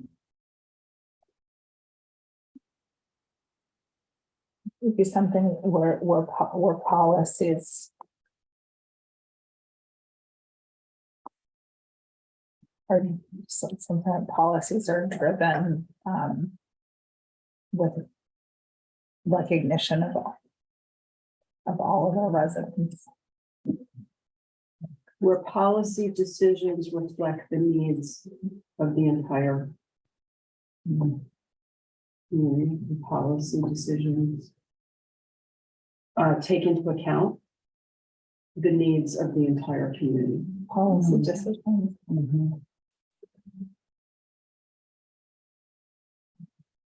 I would maybe say the competing needs of the entire community.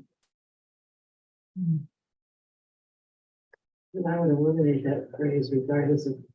Yeah. Yeah. I'm gonna play devil's advocate. Okay.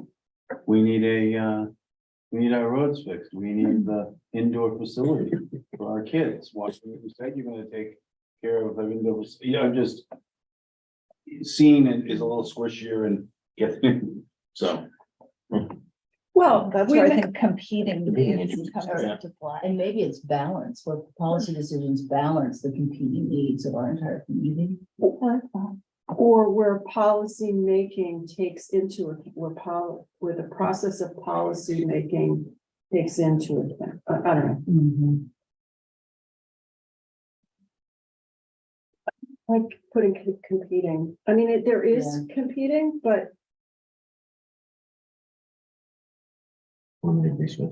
I think that's one of the hardest things that we deal with, those that there are drastically competing Yeah. desires on this island. It is. seeks to balance the needs, seeks to balance the diverse The needs diverse needs. of our entire community.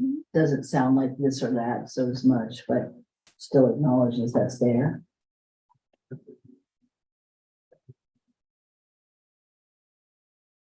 The diverse needs, yep. Of The community. Of the community, yeah. Of the entire community. the entire community. Okay, For the process of policy making. Yeah, policy making.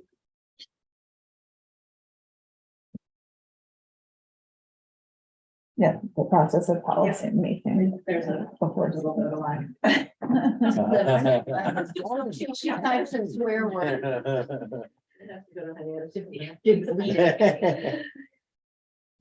Okay,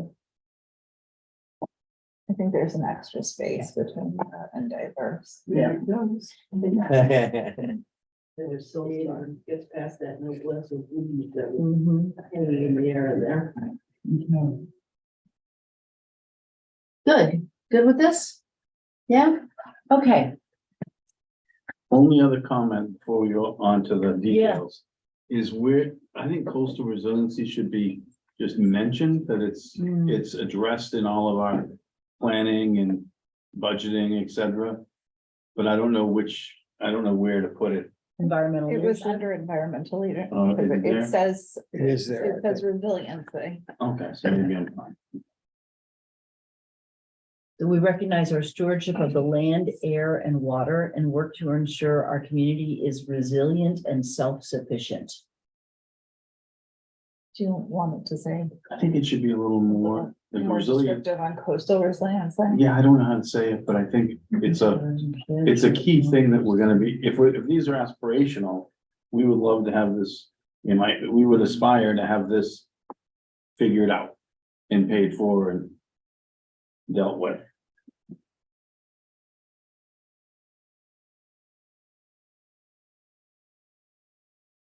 What are we, to ensure our community is resilient and self-sufficient.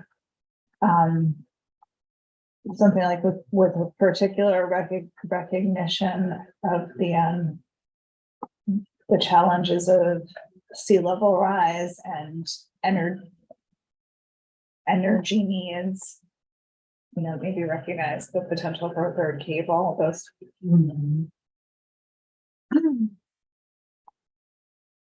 I wonder if that phrasing, I like, it actually fits with that first sentence. Residents share responsibility for the long-term sustainability of our beautiful island and recognize the challenges of sea level rise And increasing energy and needs. increasing energy. Yeah, Yeah, that that kind could of go up goes top there. right up top. Does Do you that- want to add coastal resiliency as a phrase there? Doesn't have to The be. sea level rise is okay, sea level rise. Sea level rise. So sea level rise isn't the only impact of climate change, of It's stormwater management Mhm. is another. storm tide pathways, the water's gonna So, come up, it's all of those. so, So do you want to say coastal resiliency and increasing energy needs? or climate, I mean, is climate change too? Recognize the challenges of the Climates. Planning for. Climate change coastal and resiliency or- Challenges, sea level rise and increasing energy needs.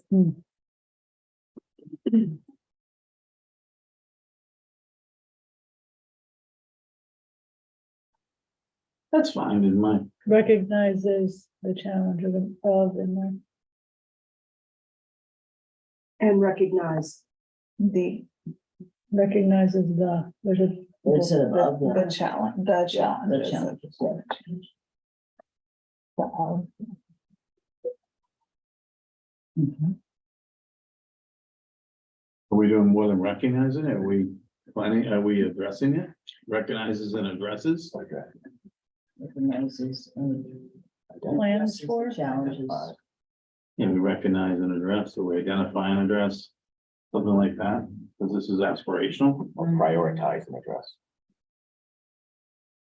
Or just address, Yeah, just. address the challenges of climate change, sea level rise, and increasing energy demands. Demands. Yeah, Yeah, Mhm. okay. okay. Okay, good work. Pat yourselves on the back. It'll help you warm up anyways.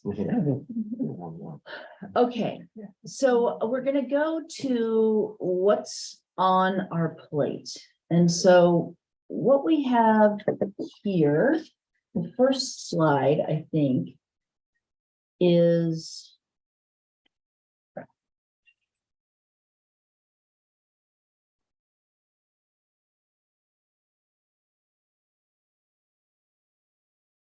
so within housing, I think the comment is actually about town, you wanted to add a thing about town employees. But I'm trying to figure out, Catherine, help me, these are where their comments for, this is what, This was from the last retreat that we Gotcha. did for the areas that were prioritized at that point. And Okay. so as kind of a refresher of what came out of that retreat as the high kind of ranking goals, these were the ones that we said were most important. perfect. So housing, transportation, human services, well, behavioral health. I mean, these are the things that you're currently focused on. And these are things that are still on your plate. So these are still active priorities. Stormwater enterprise, water quality management.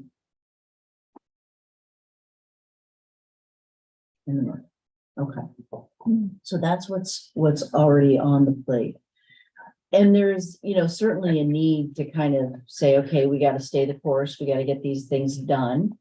And what we want to do is make sure that the goals then are reflective of your all's priorities.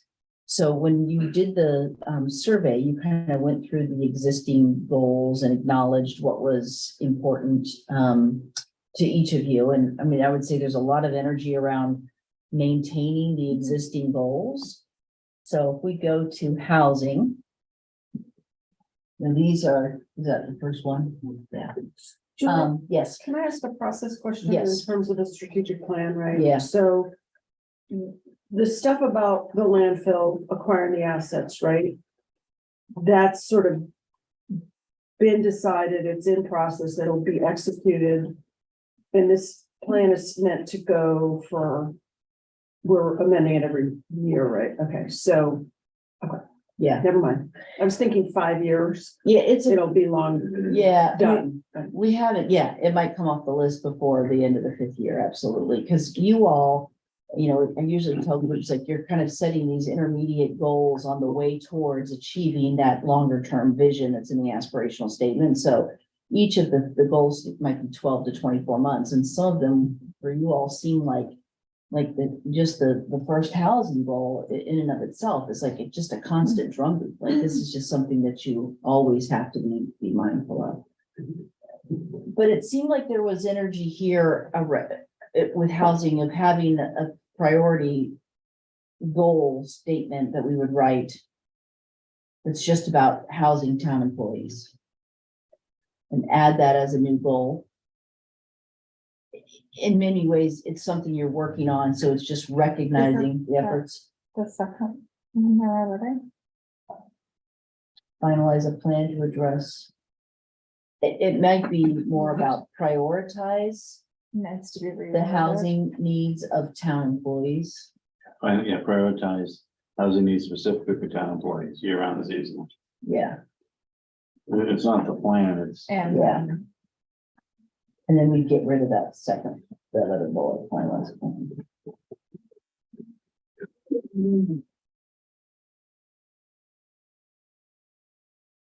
Oh, inclusive of the management and maintenance, of town employees, inclusive of the management. management and maintenance of the, of Oh, okay. said house. The housing, including.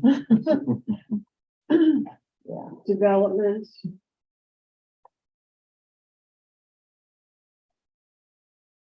management, maintenance and management. Employee housing. Property development, maintenance, and management. Unit development, maintenance and management, unit. So, and then drop the third one. Yes.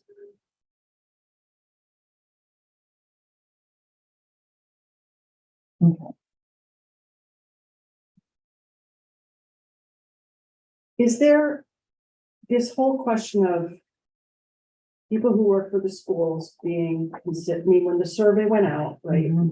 and it went to town employees, and then it didn't go to teachers until later, has sort of set up this dynamic of who are we talking about when we talk about town employees, and do we want to use the word municipal again, and do we want to call out coordinating with the school district to make sure it's clear that we see them. Is the money that you all got for affordable housing, is it earmarked for town employees? It's not earmarked at all. It's very generally worded Mhm. as to use. Which is good because we can use it for things other than stuff that's under the governance of the housing, the shy list and all of that. So it does give us the opportunity to develop things that aren't just shy list. So I mean, I think this is probably a really important conversation for you all to have, because these words really do matter, you know? And they matter in both ways. One is recognizing that the challenges that the municipal or the town operational side faces with regard to housing is similar to what the teachers face on the school side, for sure. I also hear, I've heard you say we need to house our employees, and when I hear you say that, I hear you very much talking about the employees under the purview of the board. That, and so I don't know if the word is municipal or town, you don't want to use it incorrectly. So again, not saying that housing school department employees is not important to you, but what's your relative priority? Do you need to say it, or are you saying it's all going to be equal and we're going to take, it'll just be all part of the same process? That now that you're in the business of housing town employees, are you going to be in the business of also securing housing for teachers, for priority hires of the schools? Like, is that what you're saying with this new town department? I mean, or is it a collaborative effort, because the school already does have some of their own housing. And to my mind, for them to be developing housing, they're talking about developing more housing at Cow Pond, and us developing housing seems like the worst case of two initiatives happening simultaneously that should be one. So maybe it should be, housing needs of town employees in collaboration with the needs of school employees. Town and school employees. When I say town, I mean municipal. I mean, because we Yeah. can't run the school if there's no teachers. We can't clean the school if there's no one to clean it. But should it be clear that Yes. we're going to be working together, because really the school committee runs the school. I mean, What needs of town? Yeah, and Cow Pond, I think, is actually, as far as I know, if there's going to be additional housing there, it's going to be under NET, which is not obviously a town entity. And right now it's pretty specific to school. So because that was their mission to begin with. So, I mean, this we could go way down a rabbit hole on this, and talk about a more of an umbrella organization that does the same thing that NET is doing, except for everybody. That's a nonprofit, that we don't have to worry about us figuring out where to put people. We send it to them. But that hasn't gone anywhere, that discussion. So I guess that's one of the reasons for the community land trust. So, I mean, can it just be collaborative? Can we leave it broad enough? Yeah, I don't see why not. So prioritizes collaboration. Can I try? Yes, please. So prioritize the housing needs of town and school employees, including unit development, maintenance, and management. Develop a comprehensive. Period, new sentence.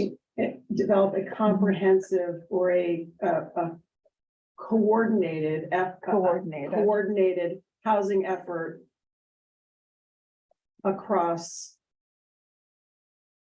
municipal operations or something like, in other words, Across, Want to mean across housing entities, you're almost saying across all these different entities that don't want to talk to each other or work with each other. well, so there's employee housing and there's community housing, right? And so one of the things that I understand the land trust can do is it could have housing designated for certain classes of people, right? So if somebody gave $5 million, they could develop units for, and that person wanted to house firefighters, they could do that, right? So having an entity, maybe it's about fostering the development of an entity that coordinates housing. It's so to For me, employees. this sounds like a very, it's its own goal. It's Yeah, not, you know, it's yeah. a new sentence. Mhm. And and it sounds really quite significant. You know, even the function that you're setting up right now with the housing person, and I'm checking this by looking at you. I don't know that you anticipated that then this would be some kind of an umbrella organization that's gonna collaborate with these other partners to meet not just the needs of the town employees, on municipal side, but also the needs of other public employees on the island. And so that would be a little bit of a retooling right away, right? From what you're anticipating? We have the school district and the town scrambling to figure out how to build and maintain housing reserve separate from each other. Why on earth are we doing this separately? Right, they're all subject to unions, they're all like the needs of these different public employees, I like Yeah, that public word, employees. are similar enough that this is something that should be done in a coordinated fashion. Building capacity here for maintenance, building capacity here for maintenance, when you could have A maintenance a department. maintenance department for all of it, right? Like, I'm just big into, like, why do it separately when we can do it together? And So- so moving toward Mhm. a coordinated effort for all public employees. So, and develop a In a coordinated way. concept for public employees across municipal operations. So so yes, that can be a goal. It would be a new goal. It requires a dance partner. Which, Well, I'm also just gonna say that maybe evaluate is a better word. I'm not really sure, but evaluate the potential for. yeah, Mhm. maybe- Yeah, 'cause it- For a Because I'm just coordinated- gonna say that, like, it is much more often than not that town and school, like, maintenance is separate Yeah. because of the budget. Yeah. Who's gonna get the budget? Oh, money? I see. You or me? And nobody, it's not gonna be equal depending on the condition and the type and the Who has whatever more of the houses? buildings, and- yeah. Yeah. So it's pretty, things align when there's a joint town, school, building maintenance, facilities maintenance department or division or whatever, because who do they report to? Hmm. Yeah, it's, There's lots of things Mhm. that it sounds really good to start it, but we're getting into the complexity conundrum again. Yeah. There's lots of things that should be evaluated and like the rent, for example. And Who do you set it? How do you set it? yeah, you're creating another department, another, yeah. we it don't might be wanna- actually more efficient the way it is. Well, it might be, Yeah. or, well, they're already set up Yeah. with IT. yeah, exactly. Okay, And- but I can tell you, a proposal came to Capcom for a building rehab that includes the housing unit, and Yeah. they have no clue. They have no clue how to develop housing, Well, so so. we don't either.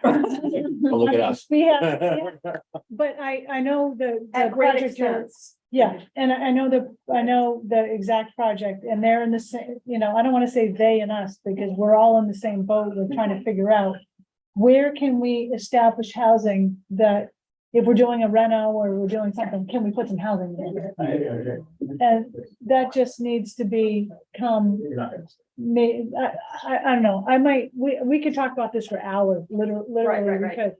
But I think the evaluation potential is maybe a good idea, and maybe that's beyond admin a little bit. Maybe there's a board member and a school committee member, so that the needs or issues or constraints or whatever of each one can be understood, because we Yeah. have a little bit of different. Well, like and, you know, again, what I'm just wanna, I'll be the one pointing out, like, this is a great idea. This sounds really logical, and it's a big lift. Yeah, And we are talking about staying the course. It's on the course. It's just a wide side road. And is this, you know, do you want Libby to make room for this? I mean, I think that's really becomes the question. What Do you if she make- makes room for, her, we're gonna have to take something on. Well, she might argue that, yeah. And I just want to acknowledge that, especially when you start talking about collaboration, on the one hand, the most effective way to get it all done for everyone, and the most complicated, because you have to balance all the competing needs. The trick, but where Brooke is right, though, is if we've learned certain things, those should be passed on somehow. You know, an example, a perfect one with the housing in the school was Cal Pond Lane. One of the school members came up and they said, oh, I know you do a lot of housing with your employees. What do you suggest? And I would say, I would suggest studios and 1 bedrooms because you want to get your young teachers in, et cetera. And they did a survey of the school teachers and all of them said, hey, if I wanted it, I'd want a 3 bedroom. So they did what the teachers said, and then they went to rent it and the teachers didn't want that. It was too expensive. It was too big. They should have done the smaller one. So you'd hope that they've learned that lesson now, 20 years later, 30 years later, but have they and have we, will we go and do that? So, so how do you get those things into the institutional memory? And the other thought on housing I've got is, housing in Nantucket is very good at sort of the PR and the advertising and the, taking people's names and paperwork and all that kind of stuff. And I look at that and say, can't we use someone, use that entity, pay them a percentage to take care of that so we aren't setting it up again? Now, maybe that isn't, maybe that's wouldn't work, but we have these entities, some of them are good at certain things. So then we could concentrate on fixing, on maintenance. Is there a way to do that? So, and I don't have the answer, but. I'll just say, we have had some discussions with them about both of those things, maintenance and kind of.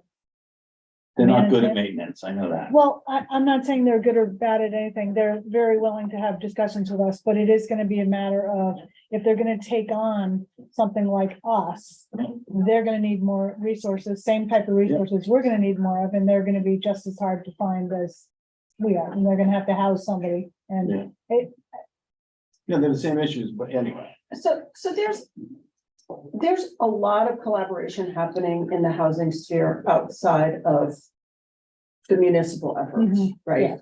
So the housing entities that are distinct from each other are collaborating really well, right? And we're even doing RFPs, and some of those local entities are responding to RFPs on town assets, right? I think maybe what I added there was next year's effort. I think probably a more important priority is establishing an allocation policy for a clear, that's completely different. How do we assign units? How do we determine who goes in them as we create them? And That first one, this kind of operationalizing the housing is. So anyway, I'm Okay. feeling that it's one thing too many to add. Yeah. Well, and it may be, I mean, there was not everyone said we need to focus on these last 2 bullets too, and maybe that's what, and I don't know what exactly, kind of, that's really part of what takes up the bandwidth right now, if you're focusing up here. Safe harbor needs to stay, that's clear. What about determining greater detail the need for housing at all affordability levels? I think that's gonna be managed in the private sector. Can that come off your list? Yep. I mean, I think we've realized, well, that Yeah. should be 240%, not 40%, but, Oh. I think we've realized that there's a need across the board, but I don't think we need to keep determining it. Okay, so Yeah. take it off. Well, I do think we need more detail, but I think it's being done in the private sector. It's being picked up in the private sector. So- Okay. So I'm taking it off. And then what about here? Promote affordable and attainable home ownership opportunities for the year-round community. Is that something you want to do? Yes. So that is in there very specifically. We added it in order to, for the land trust to get a certain status with the federal government, Okay, the lessening the burdens of government. So so it needs to stay. I think Ownership is important. this is about coordination with private entities more than it is about the municipality. So it's not a big lift for Libby right now. No. anyways. Libby, and when I say Libby, I'm talking about. town. Yeah, and actually that particular goal, if somebody said, what are you doing about that? I would say, I'm not very involved in it. It's the Affordable Housing Trust that is pretty much handling it. Yeah, perfect. But Okay. you are involved because There's a period we've done percent things such as after. tiering First fees, bullet, period. you know, making it more possible. We've tiered. Oh, I see what you mean, like sewer fees. We've Yeah. tiered sewer fees, we can tier building That fees. falls in there. So things like Oh, I that see that what you're are, saying, yeah. yeah, that we are doing and we can do more of Mhm. that help there. So we are doing it. It's part of it. So where Yeah. the town impacts it on the fee side is a place where you can, from a policy perspective. Yeah. Okay, so it'll stay, we'll have these four. And it may be that, the work plan around the new second goal here is something that, like you said, it might not be something we start on tomorrow. It's maybe 6 months from now, it starts getting into the work plan. Do we promote further ways that we can change policy to incentivize people to rent year round? A new goal, We've explore, talked about the residential exemption being extended to that. We've talked about, Explore potential, I mean, incentives to there's a encourage private year-round entity that's rentals. doing kind of buy downs. It'll be interesting to see if that works. How it It works. is working. Is it? Maybe, They actually have more applicants from homeowners than they do from renters Wow. Wow. at the moment. Hmm. Most of the people who have come to them have come with an identified tenant. Hmm. But they are gonna advertise their first unit that they don't have a tenant for. So it's actually working. So I think actually, whether that becomes a municipal program, it's being done philanthropically now, but whether we invest in it with some of the resources we have, it's certainly a quicker way to get people in your own units than building them. yeah, I think we want to give it some time too, to see if it's gonna be sustained. I think there's also some additional layers of complication there being if there was public money involved. Vicky's talked to the Affordable Housing Trust Fund about that, and obviously we would, but we'd want to be very careful. Yeah, Right, but that program could be married with, we say, extend the residential exemption to those people. If they've done a long-term lease, with someone, you mean, it sounds like Provincetown has done it. Or they're trying to do it. they have some legislation, but I don't think it relates to the residential exemption. I think it relates to something else to do with their property taxes, maybe. I'll find out. Yeah, they have some special legislation, I believe, and there was some reason why we haven't really put it forward. I honestly haven't thought about that for a while. I mean, it may not be enough of an offset, but it might be, and Yeah. it might be. Sort of sweeten the pot if they're getting, what is the cap on the one that ACT now is doing? Is it 27,000? You get an additional $1,000 off on your residential exemption, or what incentives do we have the ability to offer. Well, who's looking into the year-round housing deed restriction? Well, you give them a residential exemption if they're renting it. Yes. They're not living there, they Or don't. res- yeah. You don't, if you're renting, if it's a room in your house, then you're gonna get a residential exemption. But if you're renting another house, you don't get it. It's- No, the idea Yeah. was if they restrict it to be a year-round rental to a year-round family, Okay. the residential exemption could get extended Yeah. on that so-called investment Yeah, and property, then but that's substantial. now That's they're real money. lowering their rent. Okay, And that's so an offset. residential taxpayers who are domiciled. Okay, this exemption is based on the residency status of the taxpayer or as newly adopted, the residency status of the year-round renter. So That's what I'm Provincetown is talking new. Yeah, nice. So I've always said our taxes are too low to actually provide enough incentive for a conversion, because they're doing it at 27 grand a year, and I know my property tax, I mean, if I were, the differential probably between a non-resident and resident on smaller affordable units is not gonna be enough to incentivize, but it certainly could. I don't know. It's worth exploring, I guess. So it's something to put it on the list as explore. It's another tool you want to look at. It's a goal you would want to establish. Yeah. I'm gonna go back in a word of warning on trying to figure out exactly how you're going to prioritize. You know, we have, you know, various levels of housing in different rooms and things, and people are angling for them and wanting an answer. And we have to always say, no, we can't give you that because we don't know who else we need. We don't know who is coming back. You know, we have men and, you know, women and boys and girls, men and women. They, you know, they have to not live together and be certain places. So you can't really give an answer. And so it ends up being based on the best interest, you know, that year or that, you know, that entity. If we tried to write it, it would either be really cumbersome and miles long, or we wouldn't be able to write it.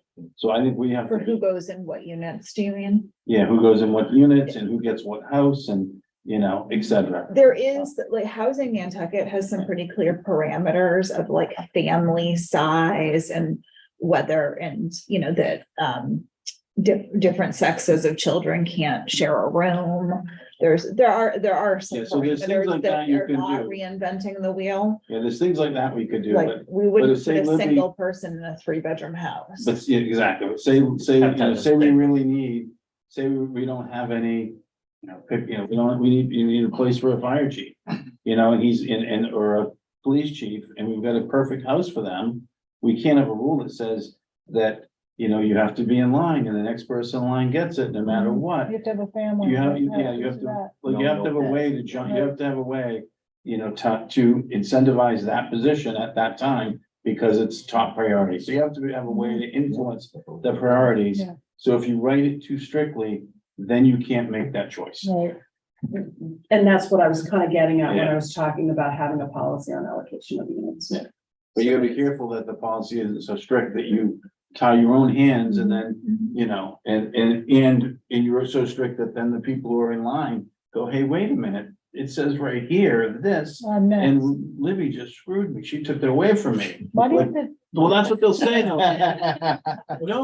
or then the select board did. But I mean, Yeah, there select are gonna board be screwed us, some but things it'll that be are, Libby's that are, fault. that are So we'll driven. blame her and It'll always be just. Libby's fault, don't worry about it. No, in but I'm terms just, but I'm of- saying that's of the income angst that you as see, that's well. what you'll get. Like, obviously, someone getting hired at a closer to $200,000 a year position is going to go into something that more equates to in value. But All I'm saying is it's really tricky. And when you gotta put it on a piece of paper, if you're trying to put it on a piece of paper, it's gonna be really hard. are we doing separate policies for like upper level non-union compared to union? Yeah, this is where it gets. So, so I would say we're kind of getting into develop, you know, kind of going to the next level and we want to stay at the goal. So we've got the goal. It's going to be challenging to write. There's a need for flexibility, kind of got it. Are we good with these goals for housing? You want to move to transportation, Tom? Yeah, just quickly, on the achieve safe harbor status continually until the 10% requirement is met.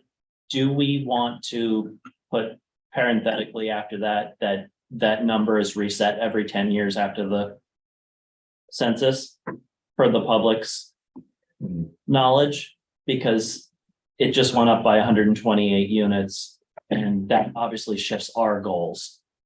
Right. Just a thought. Or do we want to go, 10% until the requirement is met. well, we might, what you're saying though is we might want to go higher than the requirement. We might want to go 10 or 20% over the 10% requirement. So that we aren't chasing our tail when they change it.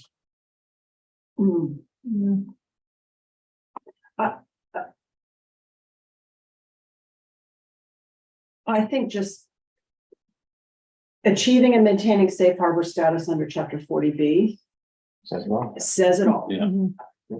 Should it be We that don't need to simple? get in the details because Achieve and maintain safe harbor status. How we get there is different every year. Yeah, there you go. Every under chapter 40B. And To maintain local control. yeah, Yeah, make it shorter. yeah. And just Man, and the housing, whoever's in charge of that knows they have to stay ahead. Yeah, True. And my second comment was just on the coordinated effort. Is that something that housing stakeholders might be able to help with? I know this is a select board strategic, but you know, as you said, we're collaborating with between housing entities. And I feel like it's a pretty knowledgeable group. Maybe there's some way that, I don't know. what's the housing stakeholders? We meet once a month. It's like Housing Nantucket. Tucker often comes. Brooke from NRP, myself and Janice from NIFRA, the Housing Authority folks, a couple others. Yeah, Hospitals. it's the hospitals there, The school there? Landmark House. Sorry, Yeah, school, they come sometimes. Beth actually sometimes comes. So, yeah, I mean, there is already the difference between sharing information and collaborating on solutions is a very different thing. Convening people to talk versus getting people to work together are distinctly different. And there is a lot more communication and to some extent collaboration, but the entities are still working, you know, independently of each other. The centralized funding through the Housing Trust has brought everybody together to, It's forced them to come together. it's a shared resource, right? That, you know, who's coming when, you know, who needs what. Frankly, the vast increase of dollar resources actually makes this a lot more complicated. And I think it was something you said earlier. You fund it and now you have way more options as to what to do. Whereas before we were tightly focused on chapter 40B because that's all we had the money for. Now we have money for a lot more, including municipal and school housing and funding these different things. And so how do we make sure everybody's working together on how that, I mean, really it comes down to how is that resource, the financial resource is going to be shared among the different priorities. Well, ultimately, that'll come to the board and town meeting. Right, but it's better, like it shifted from Housing Nantucket and Habitat all going to the CPC independently and all going to the different places independently.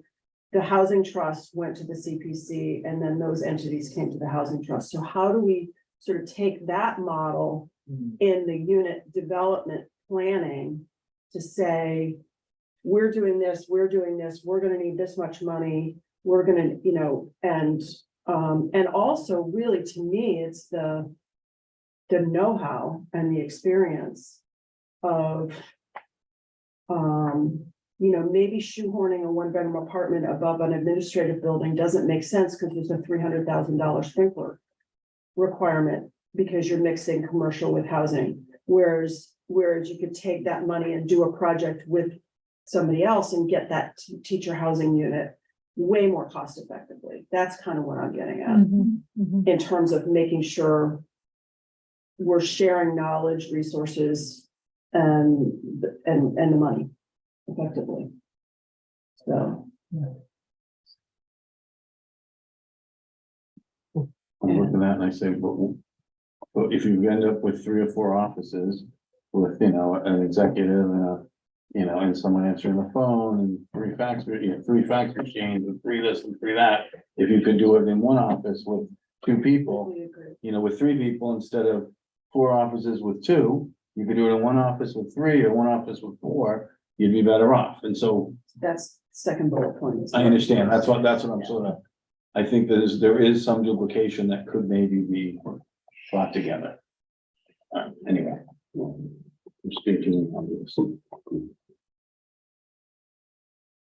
So do we need to change any of this?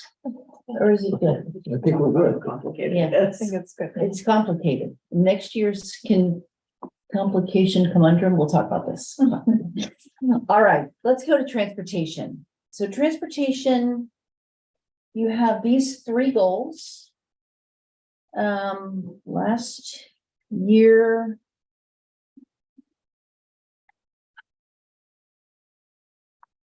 You added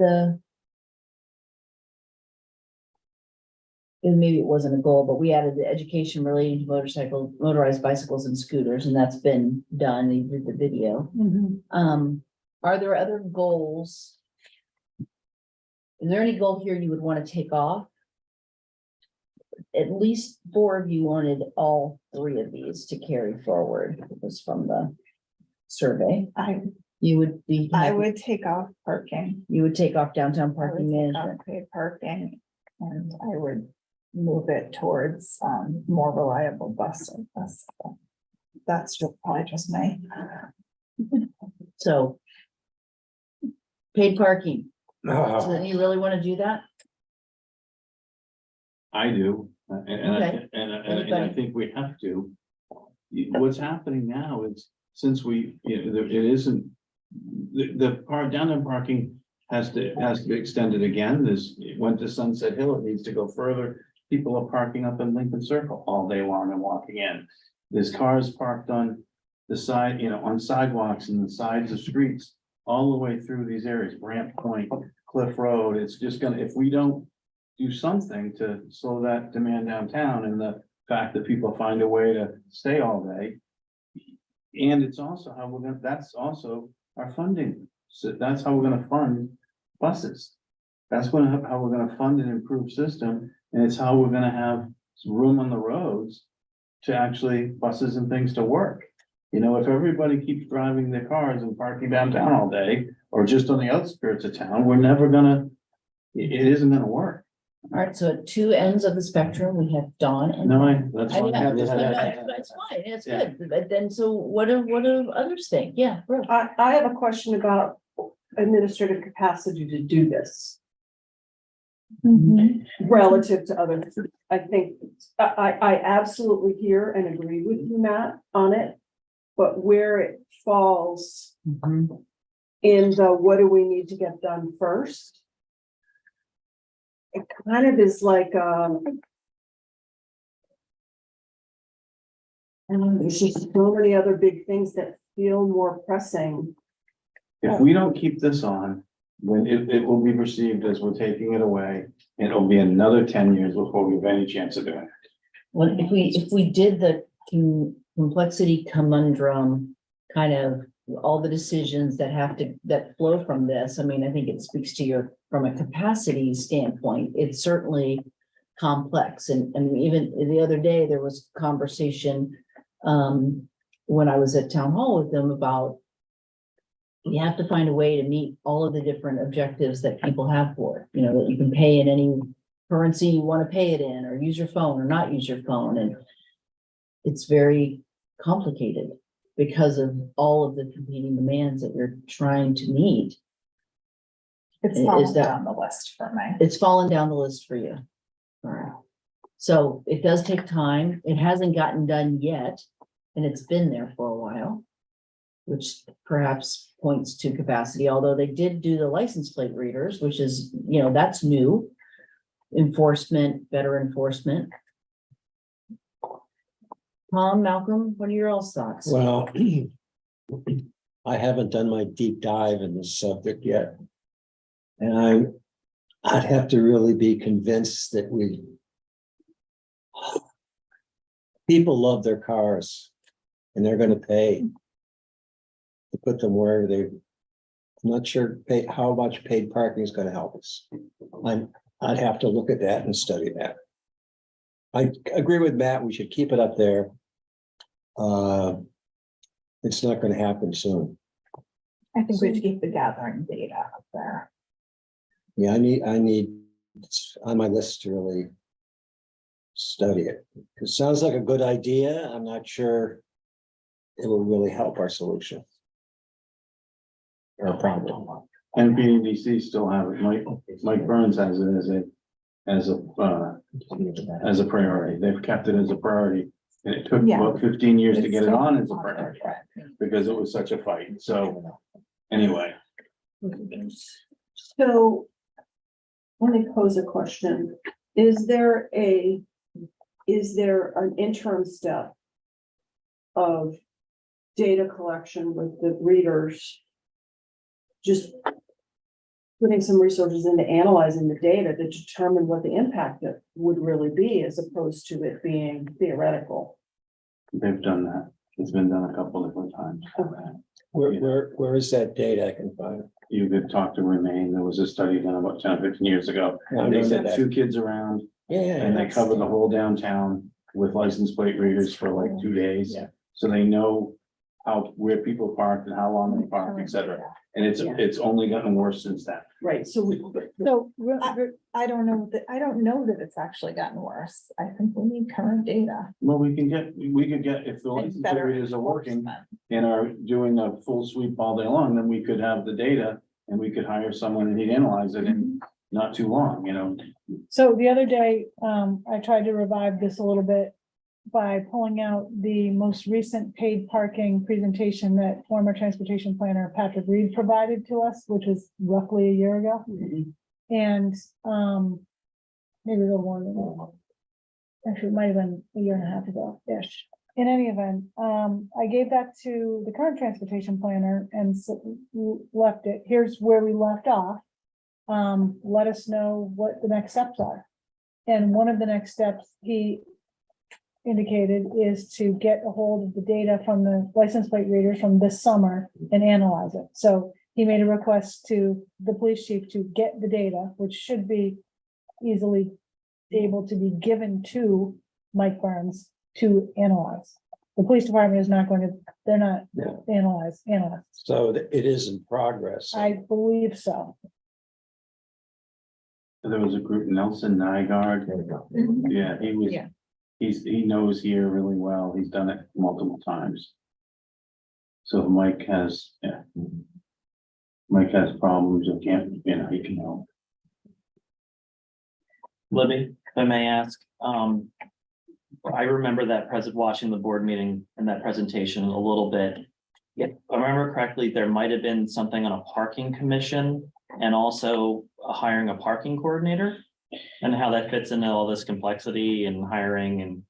So I think since then, what's been pretty much landed on is we tried to hire a parking coordinator and we couldn't get anybody at the salary. And there was some issues with bargaining for that position. So we have landed on a civilian parking officer, I think is what it's called right at the moment, who would be overseeing the parking program ultimately. So just like having the officers who are doing parking enforcement report to them with issues, but they're not going to be running the paid parking system. The enforcement and the administration of the system don't usually go hand in hand necessarily unless you have a completely separate department, which we don't. So to answer your question, the parking commission, at one point, the board said, once we have a parking officer hired, maybe let's look back at establishing the parking commission. And then I think I tried to pile some other things onto the parking commission, like traffic safety and other stuff like that, and it became a little burdensome. So it was also an issue of, okay, if we're gonna establish a parking commission, who's going to staff it? Who's going to post the meetings? How are they gonna get their information? Is it gonna be another administrative burden, but more like administrative activity that needs people to staff it, that we don't have right now? So we didn't really proceed with that until we were gonna determine if there's gonna be a paid parking system. So it kind of goes circular. And so I think we're back to what will it take to establish a paid parking system? And I'll resend Patrick's most Yeah, recent please do. PowerPoint, because it was really well done and it was very informative. Had lots of options, it had prices, and I needs to come from planning. So instead of launch a downtown parking management system, develop a plan to implement. Evaluate. Or evaluate maybe, like the, Continue to evaluate. yeah, or like what's it gonna take? Right, that's what I mean, Yeah, like that's evaluating. build a plan. I mean, it's about a proposal. The details there, Steps. the reason those details are important is that's how it's typically done, is you want 85%. So when people drive down, there's always a space open. You change your prices based on whether it's working or not. And that's really important because we could put a downtown management system in place that does exactly what we do now. You know, you can do 10 minutes and you can do an hour and, you know, and pay more, and it could not turn over. We have no turnover at all. And what we have found is a lot of businesses will be anti parking, they think it'll hurt business. And once it's in place for like a half a year, they realize, boy, this has really helped us. And so, yeah, you sort of have to, there's a lot of angst and a lot of fighting at the beginning, you know, and then most of the time, people are happy that they've done it. So, you know, when you read when you read a lot of the literature about it and read a lot of the studies and things, it's. So to me, the importance of the data analytics is to make the case. So that if we're gonna take this effort forward, that we have community support for it. Before, you know, that how does the data point to what the advantages of a paid parking system will be? The current data. Well, our data isn't gonna point to that because we haven't done it. You'll have to go look at other places and they would show you how has helped them. You know, if we took the data to show how the parking has expanded downtown and it's all the way up to the cliff and all the way down to Brant Point and et cetera, that would be different, you know? But I think, you know, there's not gonna be any data that's gonna show the positives because we haven't done it yet. I think we need to look at some things that are, you know, really like Nantucket, like Newport, or I don't know if there's paid parking in any of the towns in the Hamptons, where there's a massive amount of financial resources by certain parts of the population in the summer. Or just pay. Right, and then I really do start to worry about an equity thing. People love their cars, and if it's gonna cost them all day to park downtown, we'll do it. Right, but They're not gonna change. what about the person who's the dishwasher? in the That's what I'm restaurant? saying, yeah. They're not going to There are pay. people just pay all day. But then they get a free bus trip back and forth that they used to pay for. And we run the buses longer, we run the buses at night. Right. You know, later at night, because we have a bunch of money. But is this money gonna just get eaten up by the administration of it? And we just want to maybe pay for the buses a different way? This is. Or I'm just trying to really think this through and think about whether this is our top priority when we have such a housing crisis and everything takes a lot of time. Well, and you all continue to say housing's number one. This takes time. It takes time from the same people who are setting up the housing program. So do you want it to be a priority? And I think we kind of know where I'm looking to you all, to the three of you in the middle. HDC is gonna be Yeah, an we- issue we- too, we- We depending know on where these two are, right? what And is- so which pay stations are gonna look like. HDC is not gonna like that, like it. We're gonna have to figure that out. My gut tells me we've got other more important things to focus on. okay, so you would take it off the list for this year. All right, Tom, I think so. Or at least not put it Continue at the top. to, continue to evaluate. you could live with continue to evaluate? Yeah, But move it Let's to the move bottom. it. Okay. All right, feels better already, I'll take that next year. Malcolm? Yeah, I wouldn't take it off the list. It's just Okay, not. It's a priority. It's not a high priority. Yeah. And all right, I do think it's funny that we have 6 Fairgrounds housing project, which is still an empty lot. I mean, we could just call it from the public safety facility. For now. from Mid-Island, I just had, it's comical. because How it's- close is that to being done? Tucker just told me that LIHTC financing isn't gonna be closed until a year from now. Oh, I'm not talking that project. I'm talking, Oh, So change 6 fairgrounds to public safety building. look at that, the key sidewalk. Have we gotten? How much of the so sidewalk? Newtown Road is part of that, right? Yeah, And that's moving forward. Yeah, And what's happening? it's a Pleasant Street connection that we really need to get done. So this week and last week, we had some internal discussion leading up to capital requests for fiscal 25 about transportation projects in general. And Mike, I think, is working on, or will be working on a couple of things. And Leslie and I talked about this yesterday. A presentation on all of the transportation projects that are funded but not complete. What is the status of them?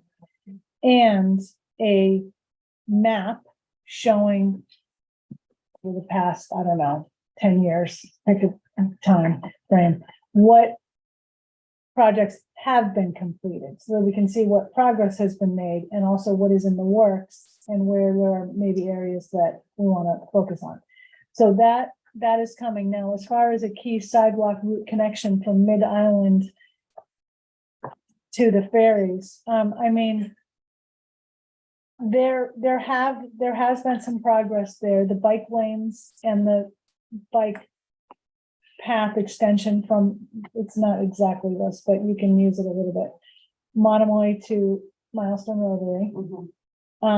So the bike lane that goes from about the Rotary to about the Island Home-ish. And then, there's a gap and you just have to be careful Yes. in the be gap. careful. And then you can Take go the lane. down Goose Pond Lane and through there, and then there's another gap.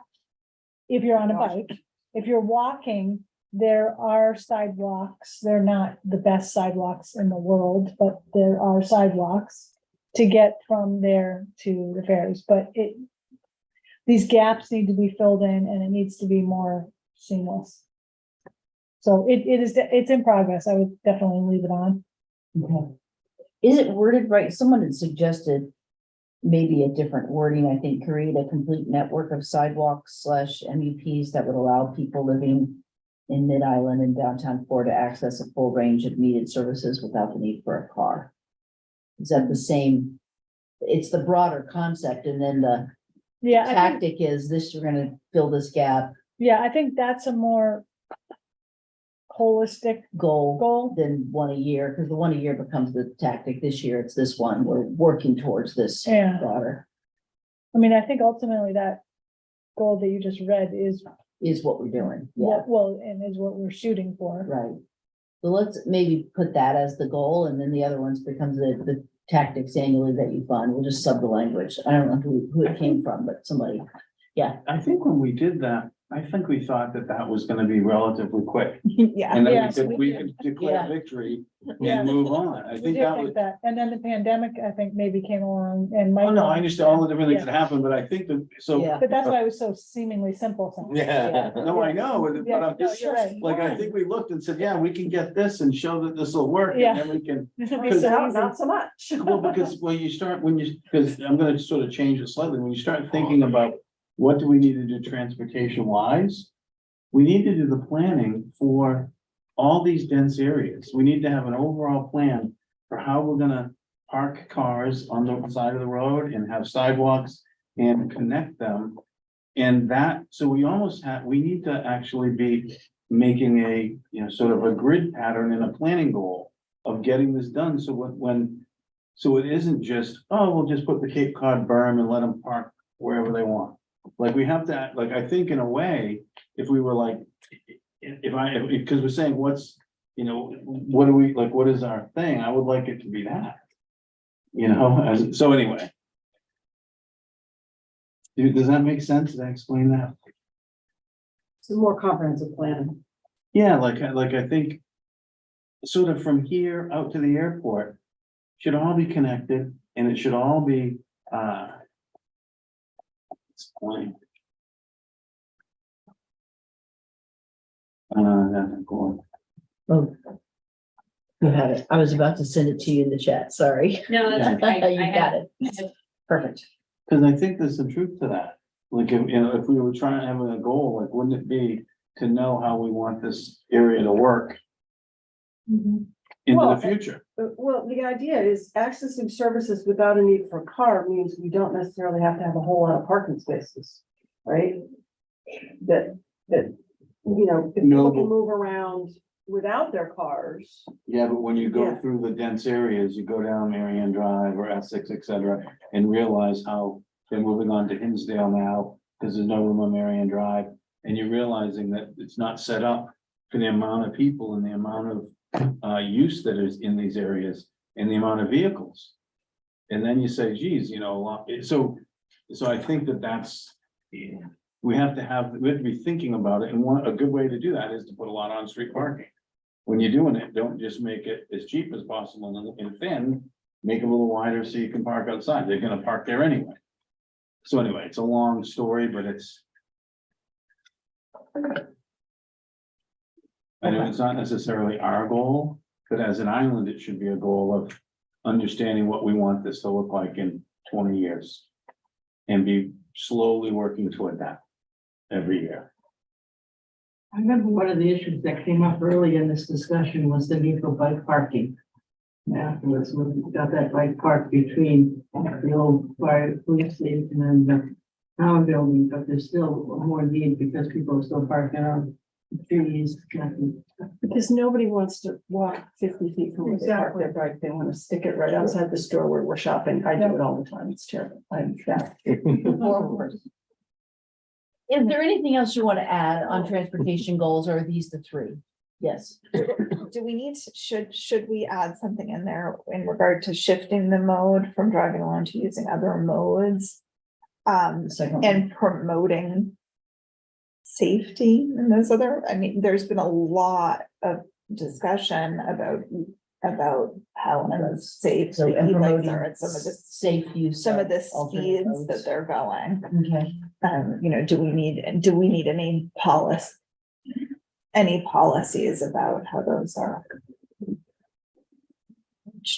or outraged? The safe use of other modes of transportation. Okay. And it's sort of like safe use of others, but it's being safe around the others. Mhm. Yeah. So when you're walking on the bike path to work or whatever, and an electric bike or a scooter comes up behind you and hits you, it's not very safe for you. One thing that the EPAC has been trying to get done is they would like to see the signage change on all the bike paths. And right now, if you're on a bike, you have to stop at every driveway and at every small road, and no one does. But then they don't, but then they start ignoring them, and then they ignore the really important ones, which are across you know, across Tom Nevers Road or across Dionis, where the bikes really should stop. But then on the other side, the cars don't have it. And we're putting in, you know, the cars don't have a stop sign, so they drive right through as though it's their right away, and it's not. They're crossing a travel way. So the town, the VPAC has really been trying to get that signage completed, because they feel it will make it a lot safer for, you know, bikers and pedestrians and for drivers. So make it, drivers will know I have to stop and look before I drive across this bike path. But Matt, what signage should it be besides stop? Well, I think for the cars, it should be stop. Because it is. It isn't. If you drive down the bike path, most of them don't have it. The cars have the right of way. So, And the stop signs are on the bikers. but are we talking about like, give me an example, where? are we Side talking? streets coming across a bike path currently don't have a stop sign. So like public side streets? Both. Both. Like, even along Bartlett Road, there are a bunch of streets where the stop sign's on the outside of the bike path, if there is one. Not before it. Not before it. So the stop sign should be placed before the bike path. So a lot of times, Common fair. Now Fairgrounds Road has the benefit of that vegetative They buffer, have right? a So buffer, there's a width for a But you car. still go over. But even just coming bike off path. Bartlett Road, like Perry Lane, I mean, there's 10 of them when I ride between my house and here. Perry and Appleton, and where it's not clear, the stop for the cars is not clear that you should stop for bikers. so some of that is private roads. Mhm. So it's hard to put a stop sign on a private road Okay. like that. But also, my understanding is that we've been waiting for a inventory from BPAC of Right. where they want these things. That was all And done 3 years ago. It's all done. I have never seen it, All right. Well, and I don't think anybody at DPW currently has seen it. no, I think anyway, Mike is pulling it up. It was done. The place where they had the ghost bike, where the guy was killed, that still doesn't have it on that road going onto the bike path. But they've got 2 brand new stop signs for the bikers.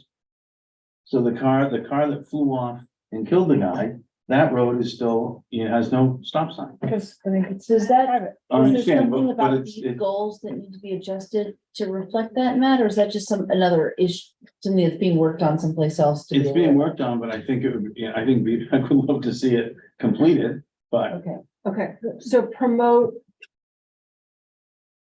If there's something about mutuality of the safety, the mutual use, this safe.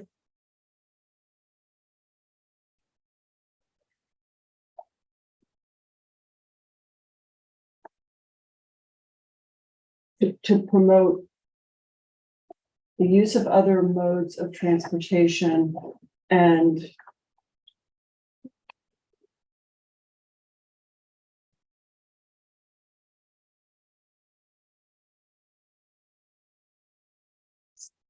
safe interaction, multimodal interaction or something like that.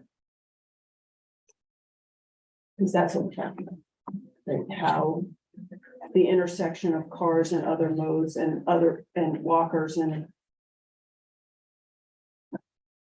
everyone's looking at me like I'm crazy. no, I don't yeah, care. yeah. You guys know what I'm trying to say? yeah, Next month, worth it? So I would say shift the commuter mode of choice from driving alone and promote the safe, the use of other modes of transportation and their, The safe use of other modes of transportation. I'm trying to get, and their safe interaction with one another or something like Yeah, that. safe interaction.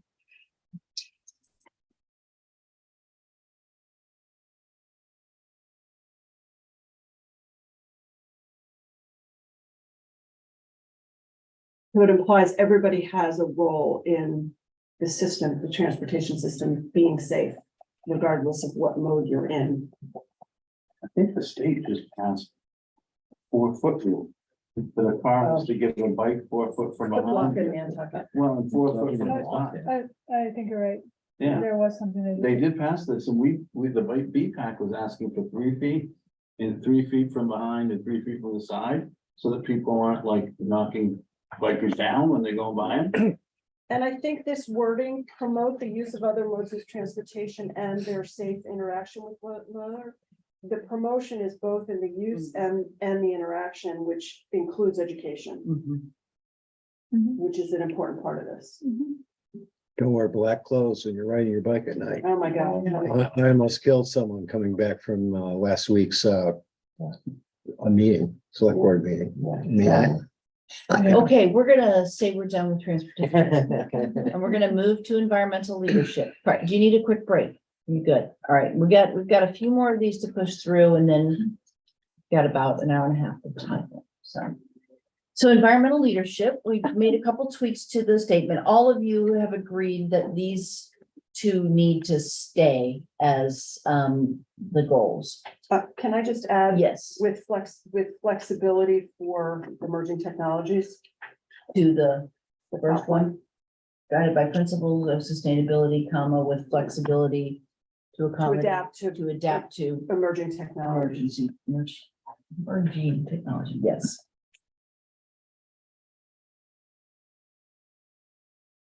Thank you. Yep. Is there anything else on environmental leadership? I think we should add something about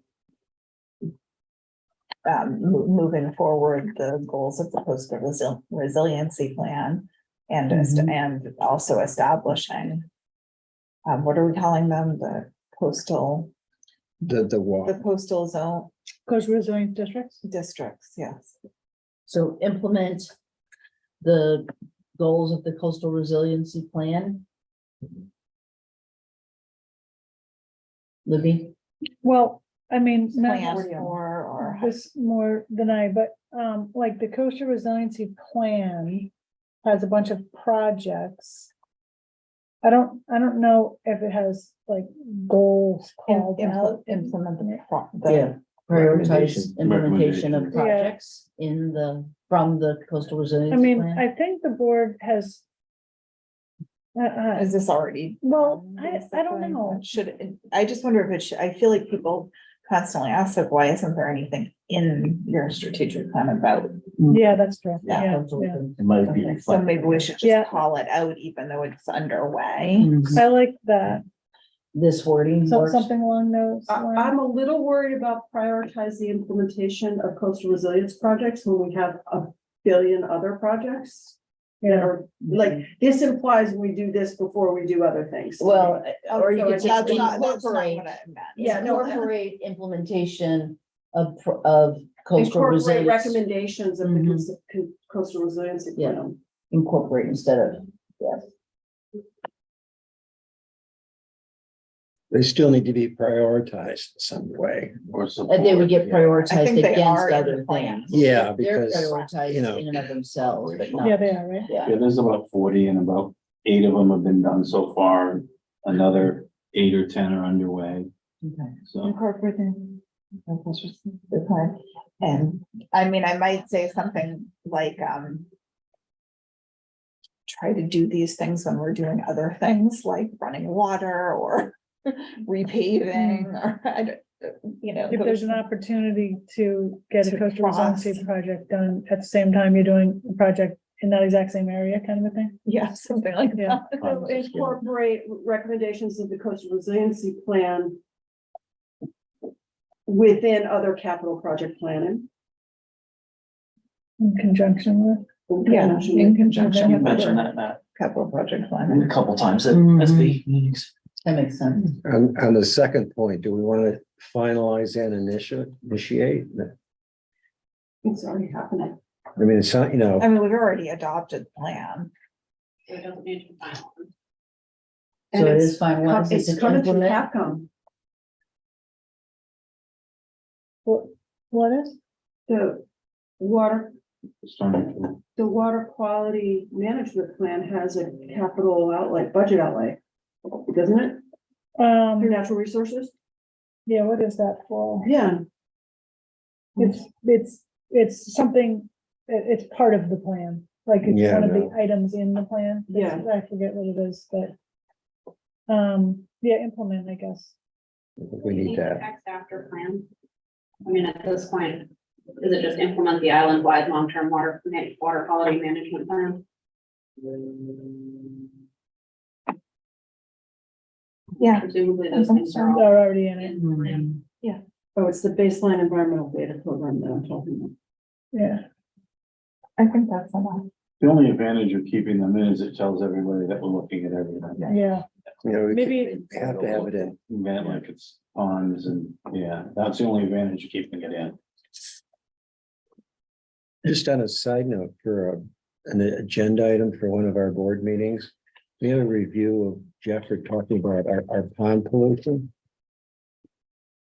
The water quality. Yeah. Water quality report. testing. Yeah, well, I mean, you know, we have that green ponds now, and Yeah, we do that one too. I think explaining why publicly will help people manage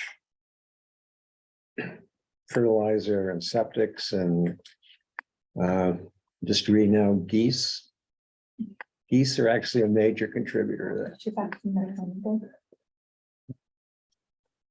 and she on maternity leave, didn't she just get baby? No. The water quality. Thais? Thais. Oh, Thais. They don't have to wear it. Oh, she left? Yeah. Oh, do we have a new person? Oh, I'm terrified. I was I'm sorry, That it's we have a new water quality person. well, it'd be nice to have an update on all of that and Maybe what the, we need the new you know, what the problems are, what are we doing about it? And more important is what the average citizen can do about it, because it's really the average citizen that's causing the problems.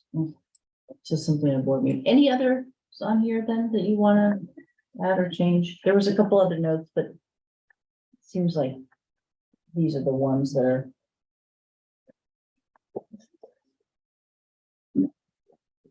Efficient and effective town operations. Thinks we have a new name, right? Okay. We've got the facilities master plan and invest in technology here.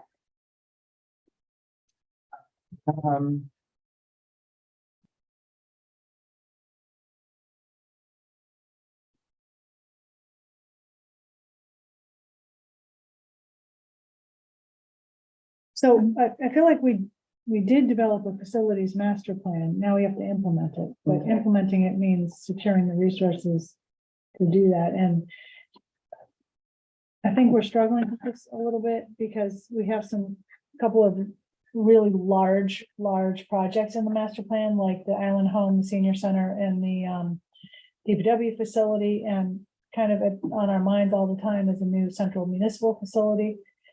But we just don't have the bandwidth to even launch that. So The collision project. this is kind of the collision Yeah. projects. Yeah. So implement the facilities master plan, can stay there, but know that there's.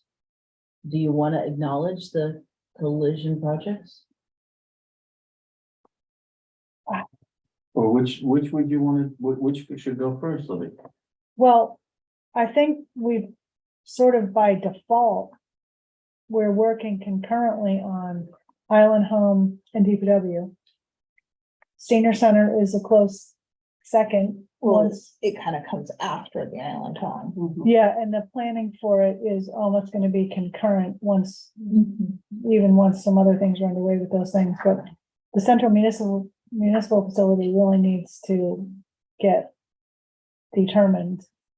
It's just kind of a matter of, one of the things we talked, I honestly don't know how to put this on a piece of paper, but the central municipal facility, one of the things we talked about maybe last year or at some point is making the case that it is far more efficient to have the town agencies housed in one place. There are many types of efficiencies that are realized by doing that, not just a reduction in maintenance of multiple buildings all over the place and utilities of multiple buildings all over the place, but the like synergy of having people in the same building and going down the hall to talk to them, or getting a meeting together with people, and the sort of like intangible results and benefits from something like that.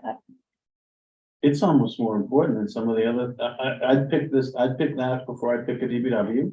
I would have them wait. I know their place is terrible. The place is really. It's really bad, but I, you know, if it were up to me, You know, I think it's almost more important than some of the others. And we can't hire nurses for Allen Home. We can't staff the Allen Home.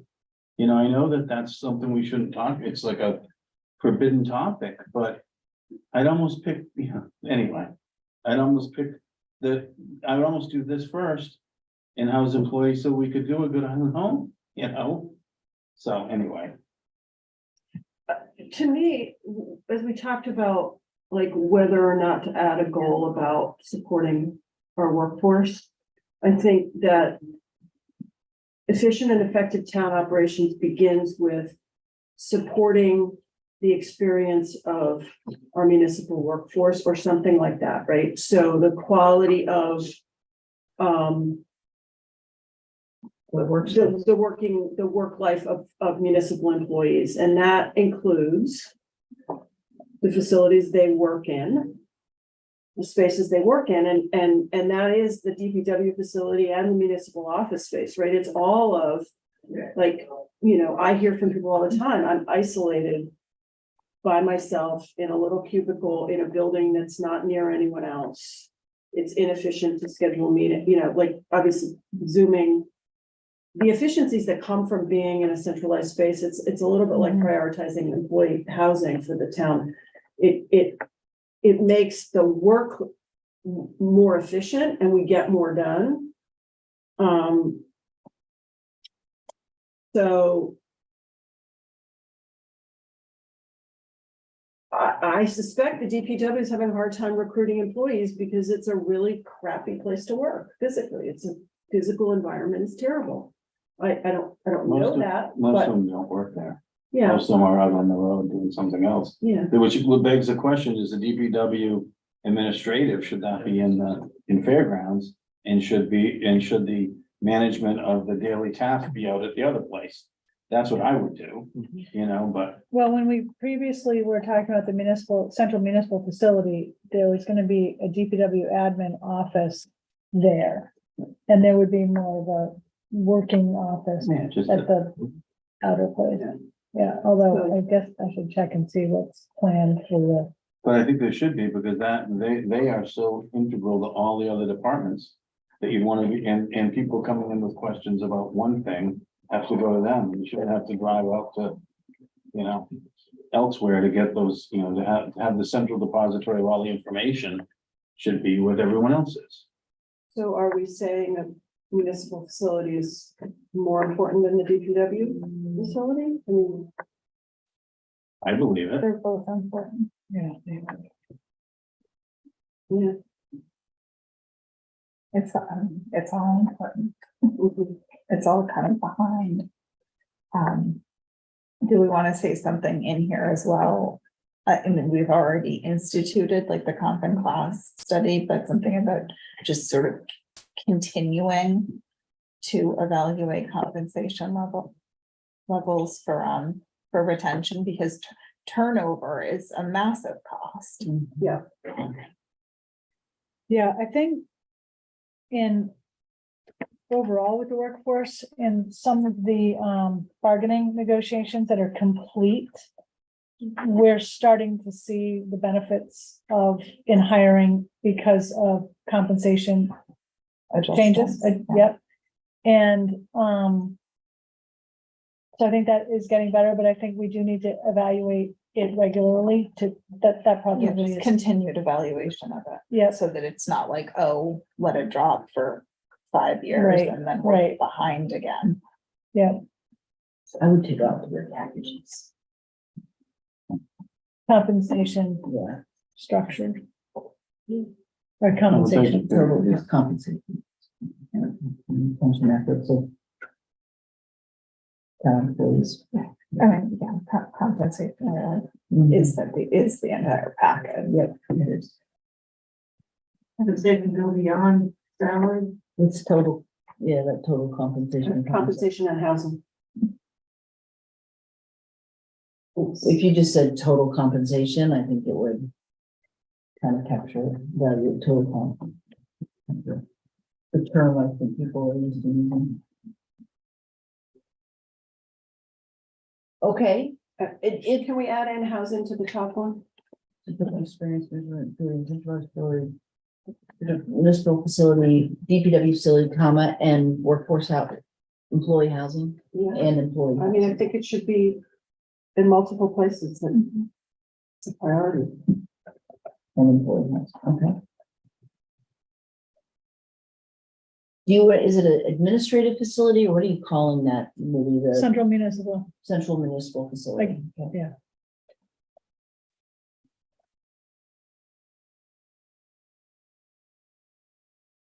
Okay. Anything else here? Well, Libby? would invest in technology, like we have made some significant investments in technology, that we continue. Continue to invest in technology. To invest in update technology. Emerging. Secure and proven technologies was wording that somebody suggested. I think maybe this is inherent, but the top of the town, you all need to really be behind the cybersecurity efforts, because I mean, I got scared at the cybersecurity training that we had. It is one little slip by somebody who's not paying attention can seriously cripple your organization in it for a long time. And cyber, yeah. Secure and proven technology. Which, Libby, how, like, I look at that, how can you protect from that? Think of how many, you Well- have 2,000, how many employees do we have? Education. Well, it's education. It's also like, we're probably going to do a tabletop exercise. That was one of the, some recommendations came out of the training. And there's a cybersecurity, what's it called, a plan, preparedness plan sort of a thing, which I think we're pretty well into. It's getting harder and harder to secure insurance for events that you might have. So doing what we can to maintain the insurance, even though yeah, it's a lot of education. Yeah, but it's all connected, I can't I imagine. know, it is. And I think of Very some of much the people, I think of my employees, Well, I It must be mean, a dead. disgruntled person, oh, yeah. hopefully the firewalls and things like that are stronger than them. Smarter. Anyway. Okay. Continue to invest in technology Yeah. and cybersecurity.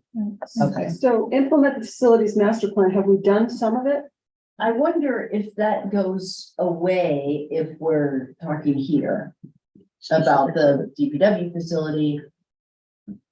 But it also includes our own home and the senior center. And is that just part of your CIP then? And that's the, Yeah, I don't know, it's. Continue to make strategic capital investments. in municipal infrastructure, Yeah. municipal, Continue to make strategic yeah. investments Investments in in municipal municipal facilities in alignment with the facilities master plan. Or- Yeah, Okay. because even things like maintenance are an efficient and effective. Are efficient and effective and like. Yeah, and sometimes those things make me crazy when it's like, let's put a new roof on this building, it's gonna go away. Yeah, or let's try to put some new windows in the town building and it takes a year to get through the HDC. Yeah, I mean, we're gonna end up spending more maintaining the building, the disparate buildings we have than the construction of a new building. Right, And that's the argument, that's what we were talking about, Yeah. making the case that paying $30 million in 2 years, as long as we have the bandwidth to project manage it, is a way smarter way to go than, $3 million a year for 10 years, right, putting lipstick on. that, If we build a huge building with 30 million, I'd be surprised. It costs us 2 million to do a It's gonna shed. cost more than that. It's 2 million to do a shed with no utilities. Okay. You know, Yeah, so yeah. I can't imagine. But then the increasing efficiencies that come with people being co-housed work. 100%. Oh, yeah. But realistically, all these costs are through the roof. And it makes me wonder about some other things we've agreed to buy. It makes no sense to buy them. Julian, Yes, sir. I know we're trying to, with a keen eye towards that, we're trying to take stuff off. Mhm. And I'm not sure, I'm sort of throwing this out here as a possible placeholder for next year. But something that's come up in conversations recently, and I'm not sure where else this would fit, but this seems like a good area to bring it up, is something that helps the town run our volunteer committees and boards and commissions and all those things. And helping those folks on board with open meeting law and knowing the requirements and getting sworn in, and then feeling looked after, for lack of a better term I can think off the top of my head. Maybe something that we want to take a look at. I know town admin does a very good, Erica, Maureen, Katie, et cetera. Libby, I'm sure does some of it, does a very good job, but maybe there's something else that could assist in a greater capacity in the future.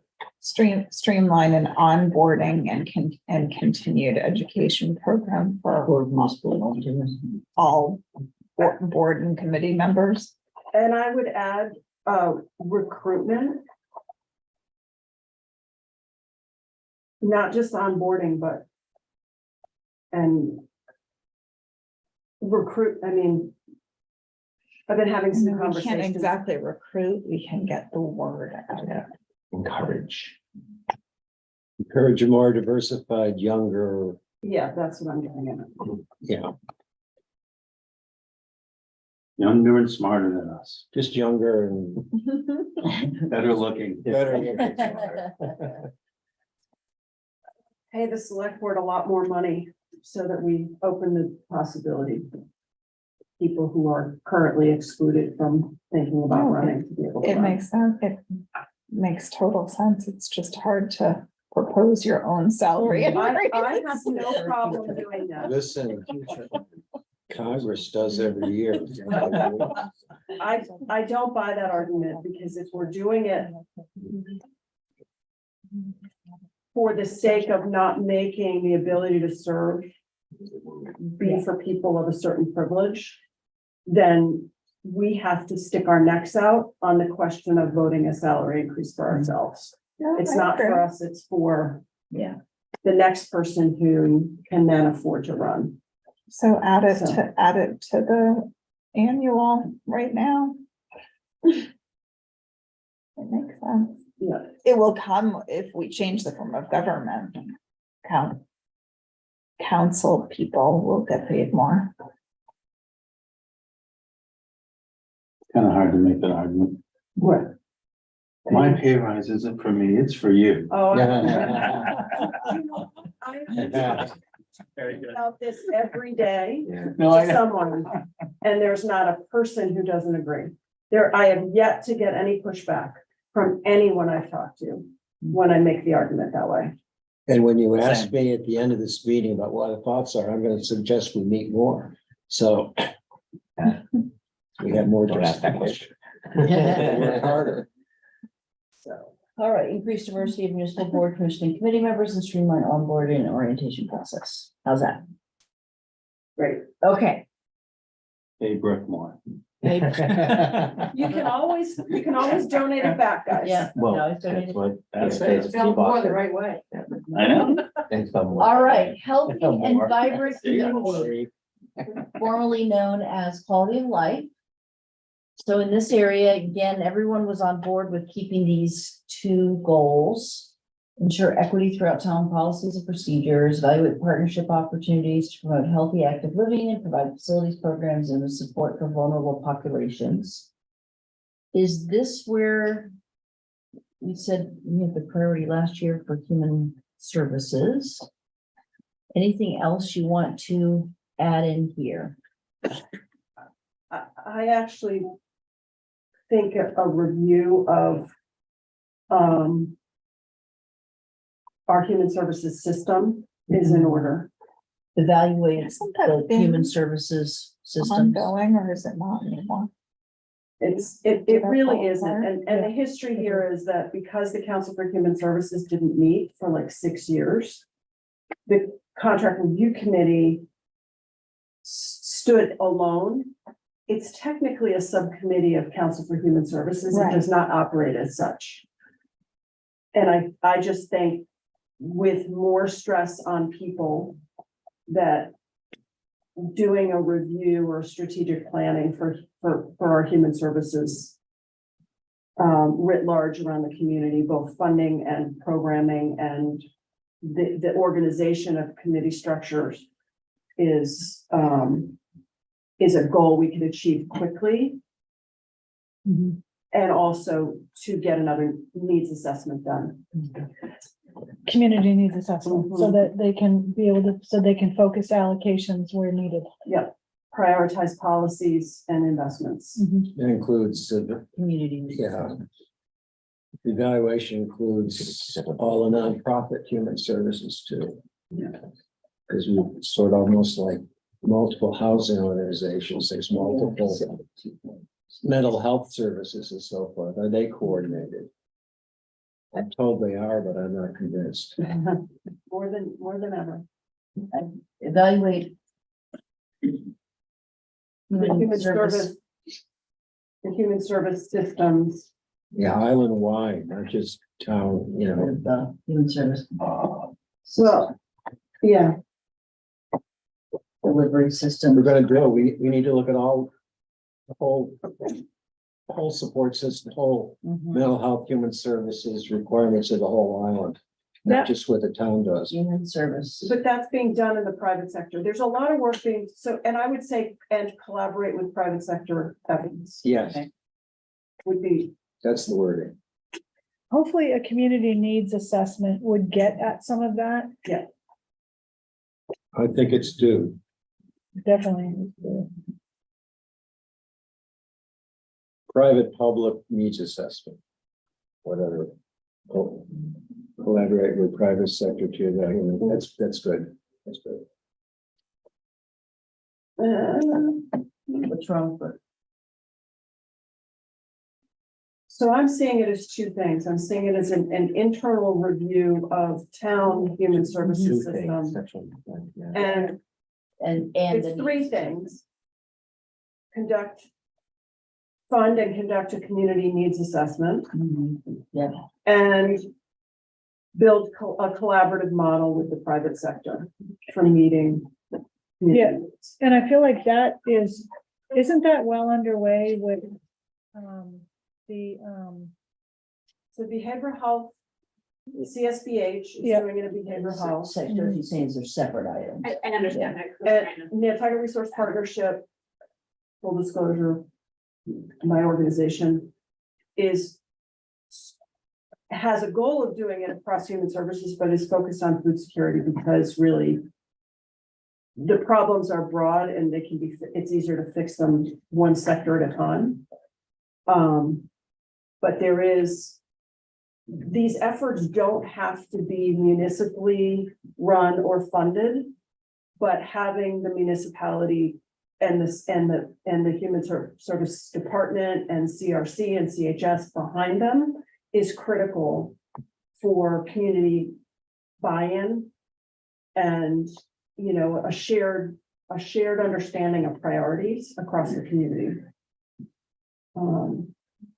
Because a provision of services is going to be primarily done in the private sector. That's the way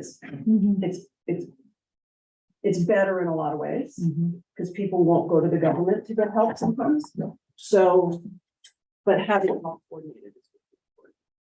And that's happening with the behavioral health stuff. Jericho's really involved in that. Yes. And instead of, we need X dollars for this thing that we don't really know what the thing is, right? Right. Yeah. Yeah, it's. What do we really need, not what just a small group of people think is important.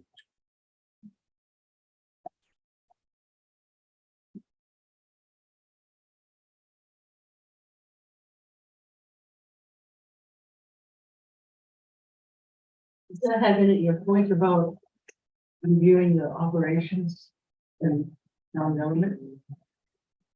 Yeah, that last bullet there, I feel like there should maybe be, that should be separated a little bit. Yeah, We should, I mean, just thinking out loud, but fund and conduct a community needs assessment.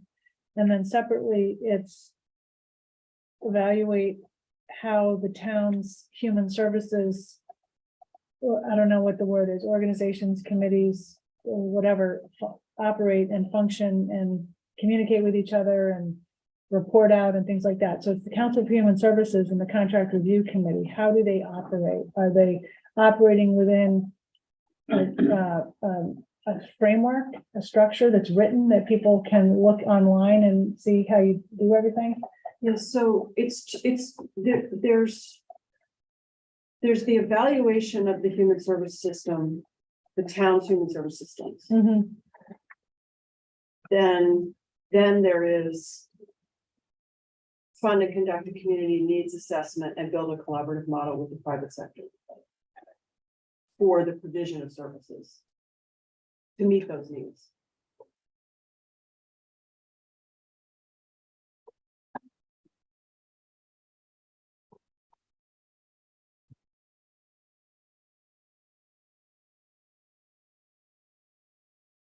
It's,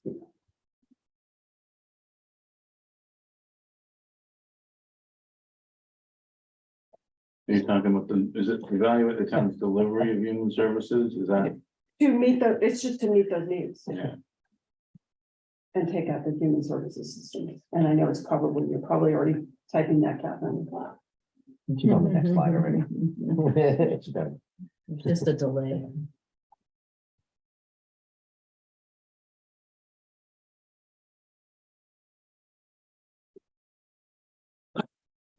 That's really helpful. Okay, the health initiative. Oh, that's good.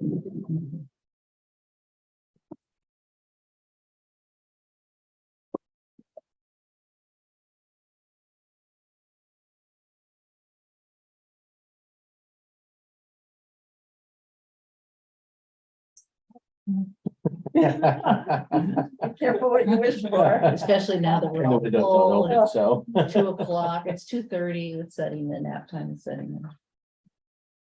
in. Okay. That's the last one. Really? So We're done. we can, We're done. we're done. Oh, no. I just want to note, and I guess I want to give, why don't we do this? I want to, let's take like a 5-minute break. I want to give Libby and Greg and Rick a chance to just kind of assess what's gotten where we are. And then kind of maybe come back and give you all a little bit of feedback, what they might need.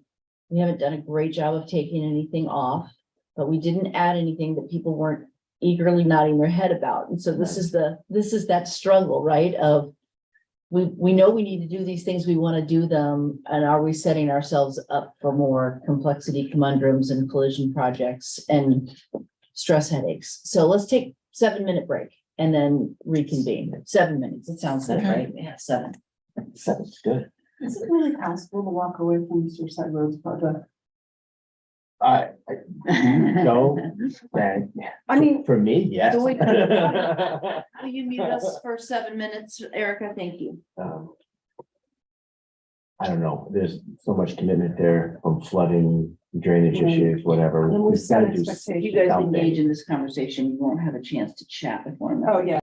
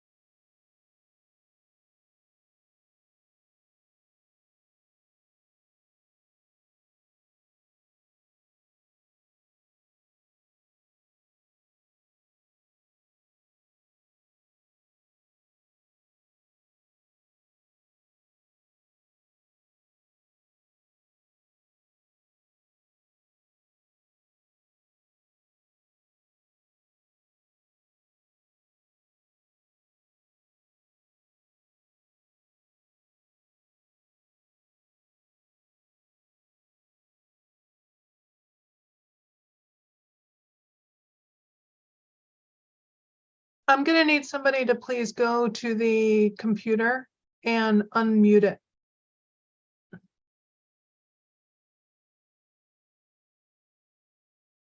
Can you guys?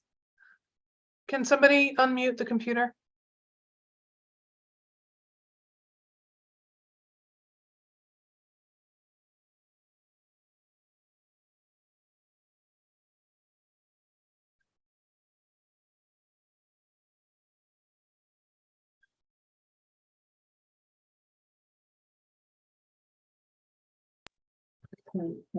There we go. Thank you.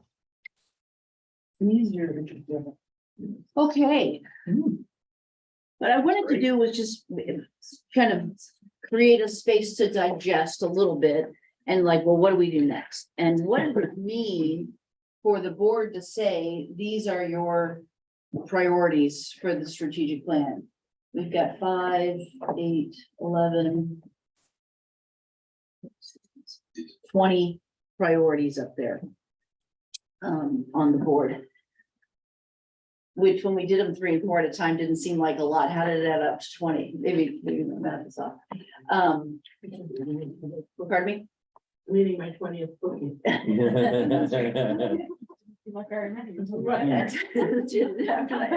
The first 19 went down easy. All right, so Libby, kind of what do you want to acknowledge, say back to the board at this point in terms of where you go from here? Well, I guess, a couple things. First of all, I think we need to regroup with ourselves, myself, Greg and Rick, and then probably with some input and assistance from Julia, Catherine, and Janet, and develop a kind of a work plan to bring back to you all, probably after January, because we're going to need to spend some time working on who's going to do what. Do we need any additional resources? Do we need money? Do we need you all to actually come out on support of it? And there are a couple of things that I think right off the bat, we know that about. And probably revise the plan. And I haven't really thought through the order of revising the plan and bringing it back to you for adoption, or the work plan. Maybe the revising of the plan and bringing it back for adoption comes first. I'm not completely Bring sure back the about that. plan and then you'll work on the work plan. Yeah. Implementation plan. Yeah. So that's gonna take a little bit of time, but you might wanna, when that happens at a board meeting, you might wanna spend a little time going through it so the public can see what has happened. And then we work on the work plan. There probably are some potential budgetary items that we now know about that we kind of didn't really know before today, whether or not to put in for that. I think maybe we might want to do that.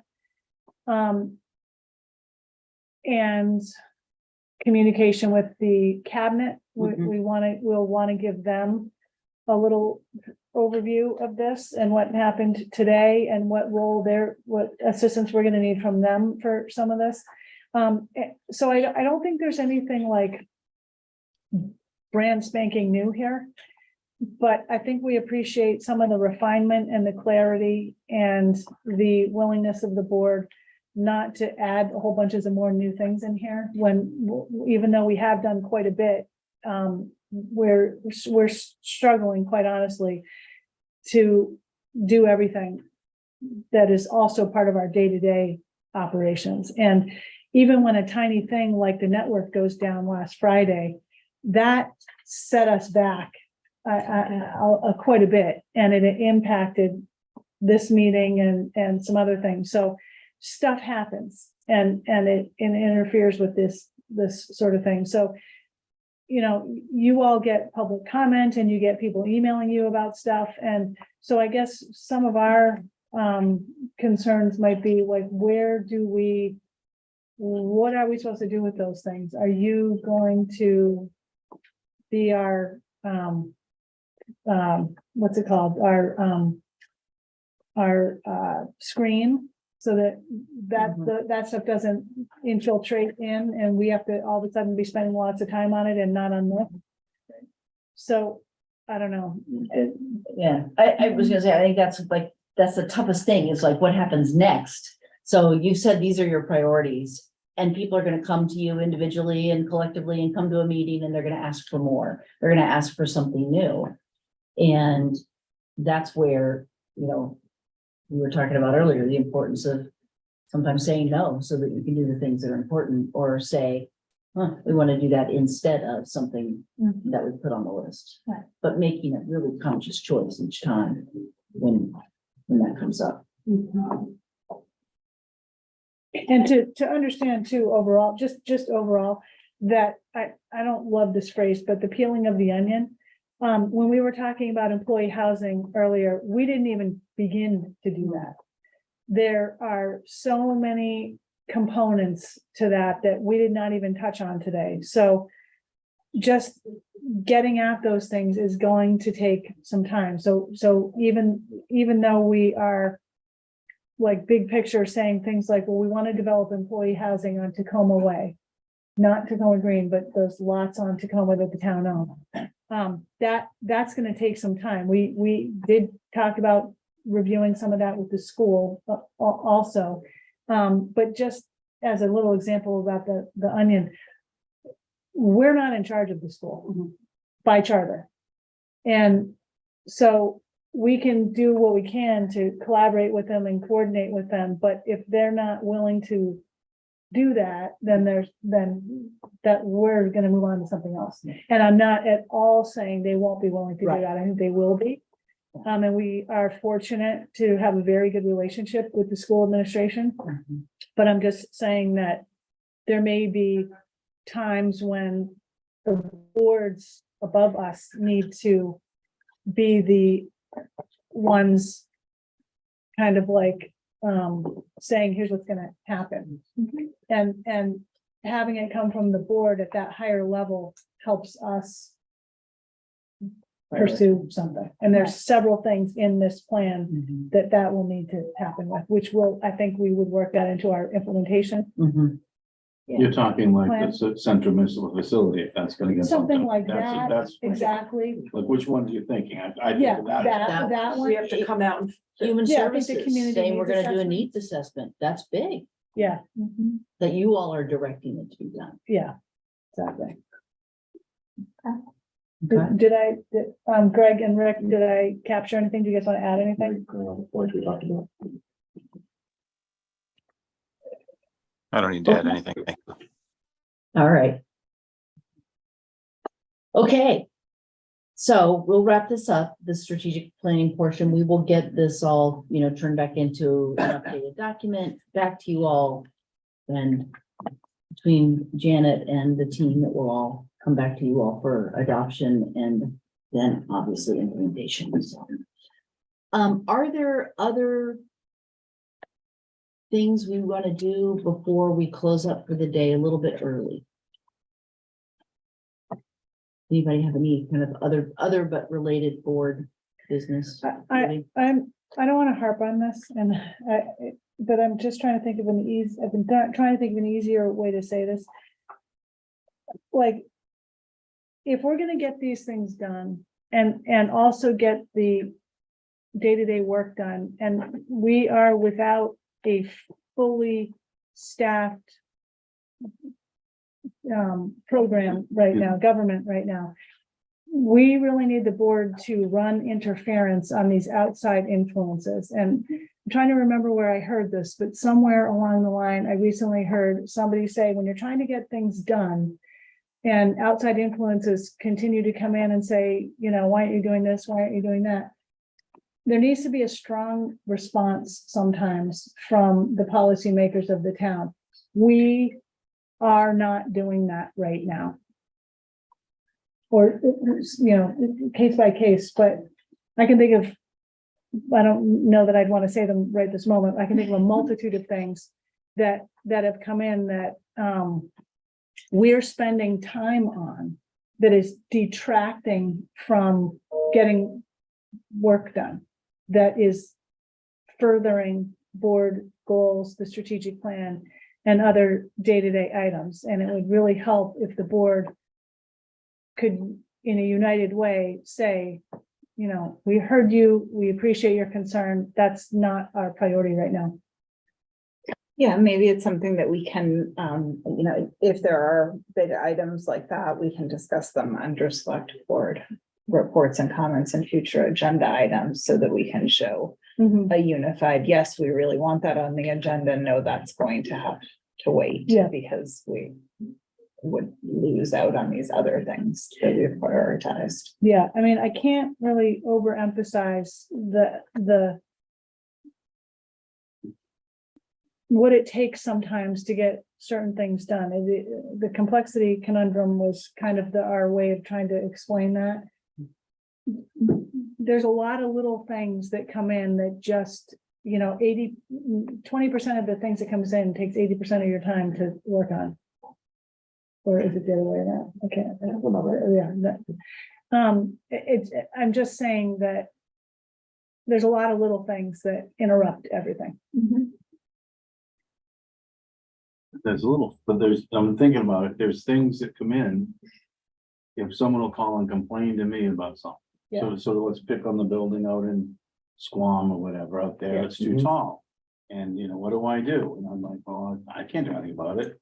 You're not having any luck at Plus, talk to Erica and Libby. Because what do I can't do anything about it, so what do I do? Yeah. I can't say, well, geez, they told you that, well, good luck then, I can't really in good conscience say that. And that is, And so there's a lot of that when I talk, there's a lot of the little things like that, which, how come this is happening? It's not supposed to happen. And then so how do we deal with that? I guess that might be a whole other day's discussion. But I think that often this is a common municipal manager's issue. There's always more to whatever somebody is complaining to a board member about. There's always more to the story. They never tell you everything. So digging deep into some of the issues that come through you to me, I always find, almost always, that is not what is happening. It's not 100%. It's not 100%. It might not be 20%, but there's always a little bit more to it. And I guess just pass it on through and be patient with getting the information back. And then we have to respond to people's questions. Yes, of course. I'm not saying to tell them that. It's part of the job, it's part of your job description, I hate to tell you. Yeah, no, I'm not All of us. disputing it. I'm just saying that All of us, yeah. once the answer is provided, sometimes people keep at it. Yeah. Because they don't like the answer. That's when we need to, could be strong. Yeah. But sometimes you can, if you have the. I think you're in there. Sorry. There was But some, sorry, I was just gonna say, but then there are things like PFAS or COVID. Right, right. It's like, you just Whole other really didn't have a choice. Yeah. But sometimes if you get the answer and you go back to people, it goes away. I've had that. Yeah, Fairly Yeah. often. More I'll often text than not. Libby and go, Libby, can More this be often right? Yeah. No, Matt, blah, blah, blah. I send it, it goes away. yes, like and so it. that actually can be very, very helpful. Yeah, Right. there's things like that, and then it doesn't build, but when you Yeah. ignore something, sometimes when we, ignore something and ignore it, it builds and builds. Yeah, So I guess for me, right, I mean, I've been at this a year and a half now, right? I can reach out. Do you prefer that we reach out to you or a department? I mean, yeah, definitely me. okay. So that's fine, so because I, being the filter's okay. yeah, and I Just- yeah, can filter it or delegate it to somebody Okay. else Great. who can specifically handle it, but I do like to know what is going on out there, so I'm not caught somewhere and Yeah. one of you says, oh, well, I told so-and-so about it, and, oh gee, I can't Just believe it. wanted to confirm that, because I was feeling, oh my God, she's got so much on her plate. But I guess being the traffic cop. Yeah, is- Yeah, exactly. Yeah. And Greg and Rick are traffic cops also. Okay, I'll give you a ticket. sounds like that's understood, so that's good. Yeah. That's good. Well, then let's just do a close and we'll get out, kind of reflection on the day, and do you want to go first or last, Dawn? Just thank you, everyone, for your participation today. I feel like this gets a little bit more clear every time. And I think it's very valuable. And it's good for us to be able to go back to this as a filter as things come in and see where they fit. And obviously, I believe it helps administration stay on a track, and, you know, hopefully we can really get some of this stuff crossed off the list and on to the next endeavors. Malcolm. Well, I think it was a productive meeting.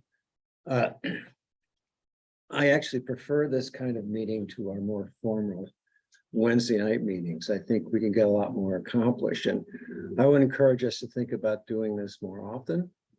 Maybe every other month, take a subject, transportation or environment, and really work it down and discuss it in detail. We don't have to take, you know, formal votes on it, but it's really a lot easier to understand and to have this kind of communication. So I would encourage that. That's what I was saying before when we're talking about getting more money. I'm going to suggest we do more work. Sorry about that. But I think this is a great way to interchange. Tom. Yeah, I thought this was really good. I like everything that we have up there. If that makes sense for town admin, and some of it is implementable and doable, etc. I think my only two things I would add is that just in general, there's one kind of random side comment on the end of on cabinet members, and it's people are mad at everyone all the time, and that's just it's kind of a depressing thought. I know it's an off comment, but we have such a wonderful community here, and I think part of the reason why a lot of us live here is the community itself, is that especially when the chips are down, we all rally around each other and are there for each other. And I would hope that people aren't mad at everyone all the time. And I think my second comment would be that there's a lot of good that the town employees, public servants, nonprofits, et cetera, do and have great successes here. And I think that I wish there was a way for us to kind of mirror that back to the community a little more. You know, obviously there's the press and there's doing press releases and Libby's town manager report, which is excellent and all that stuff. But I just figured that I don't know if there was a way that at some of our board meetings just to highlight certain things that the town's public servants have accomplished, because there really is some great stuff, and we are so far ahead of so many communities in the Commonwealth on several of these priorities. Yeah, that's pretty much all I have to say. Thank you. It's always daunting when we look at the big picture in this way, to understand all the things that are being done, need to be done, et cetera. And I think it's really helpful to do this sort of prioritization and really honing in on what we mean by the things we say we want to do, like more definitively.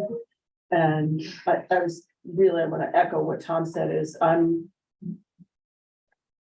I could do what I try, and I think I could do a better job of advocating for and communicating of my appreciation for everything that gets done by all the people who work for the town every day. Because people do tend to focus on the thing that they didn't get or the thing that didn't work for them. And I know in my interactions that there are thousands of little things that get done every day very successfully, and making sure that our workforce understands that we know that. Yeah, I think we're all so close to it.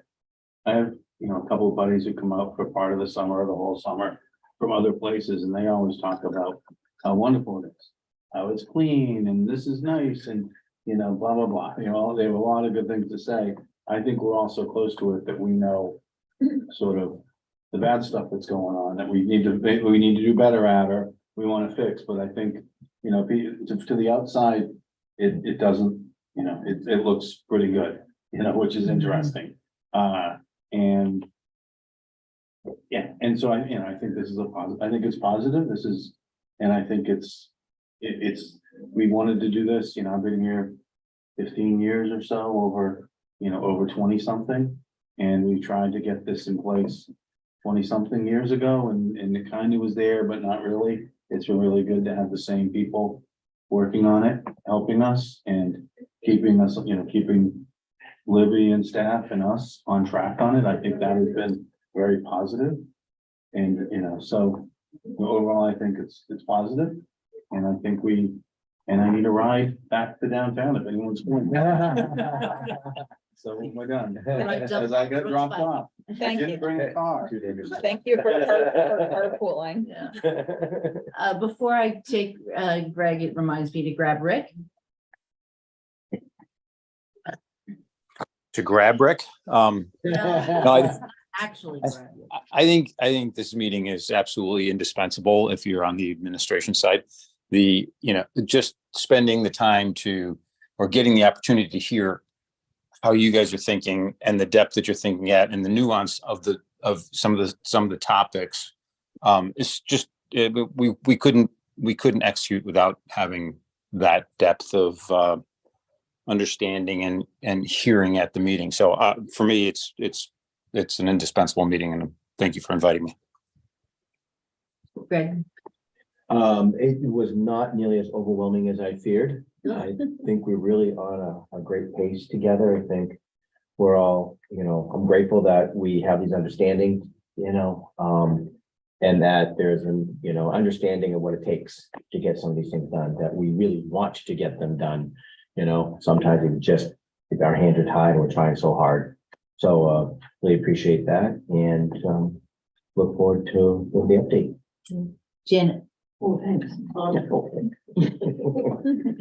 I've seen a lot of planning in my career, and I have to say, I think this has been one of the most effective strategic planning efforts, that it's lasted 5 years and remained at the front and center of discussions annually. And then actually more annually with this group, but that it's woven its way into the operations of the department heads is a significant achievement. So I admire the loyalty that you all have given to this planning process and to working with town administration to help figure out how we get it done. And I would agree with Tom and Brooke to say we need to celebrate achievements more in public spaces of what's being done by town staff and collaborations that we can celebrate and those kinds of opportunities, because that's a forum that people are listening to, getting their voices behind it. It only adds credence to the work that's being done. And Libby. Did I already not, go on and on about everything? I think this was a really helpful session. I feel like it went by in like 5 minutes. And there's a lot of things that we could have talked so much more about, but I think overall, I like the clarity that we've ended up with here. I feel like it's going to be a really good guide for us to develop our work plan. And I really appreciate the way the board listens and provides feedback. And I think it was overall really productive. So thank you. All right. Well, thank you all very much. Enjoy being with you. And that's a wrap, 3:08. Motion to adjourn. Second. I guess I can. Thank you. Motion. All those. Oh, I'm sorry, I seconded it, not in the motion. I do. Do I don't need to do roll call. We're not an executive. No. Okay, we're adjourned. Adjourned.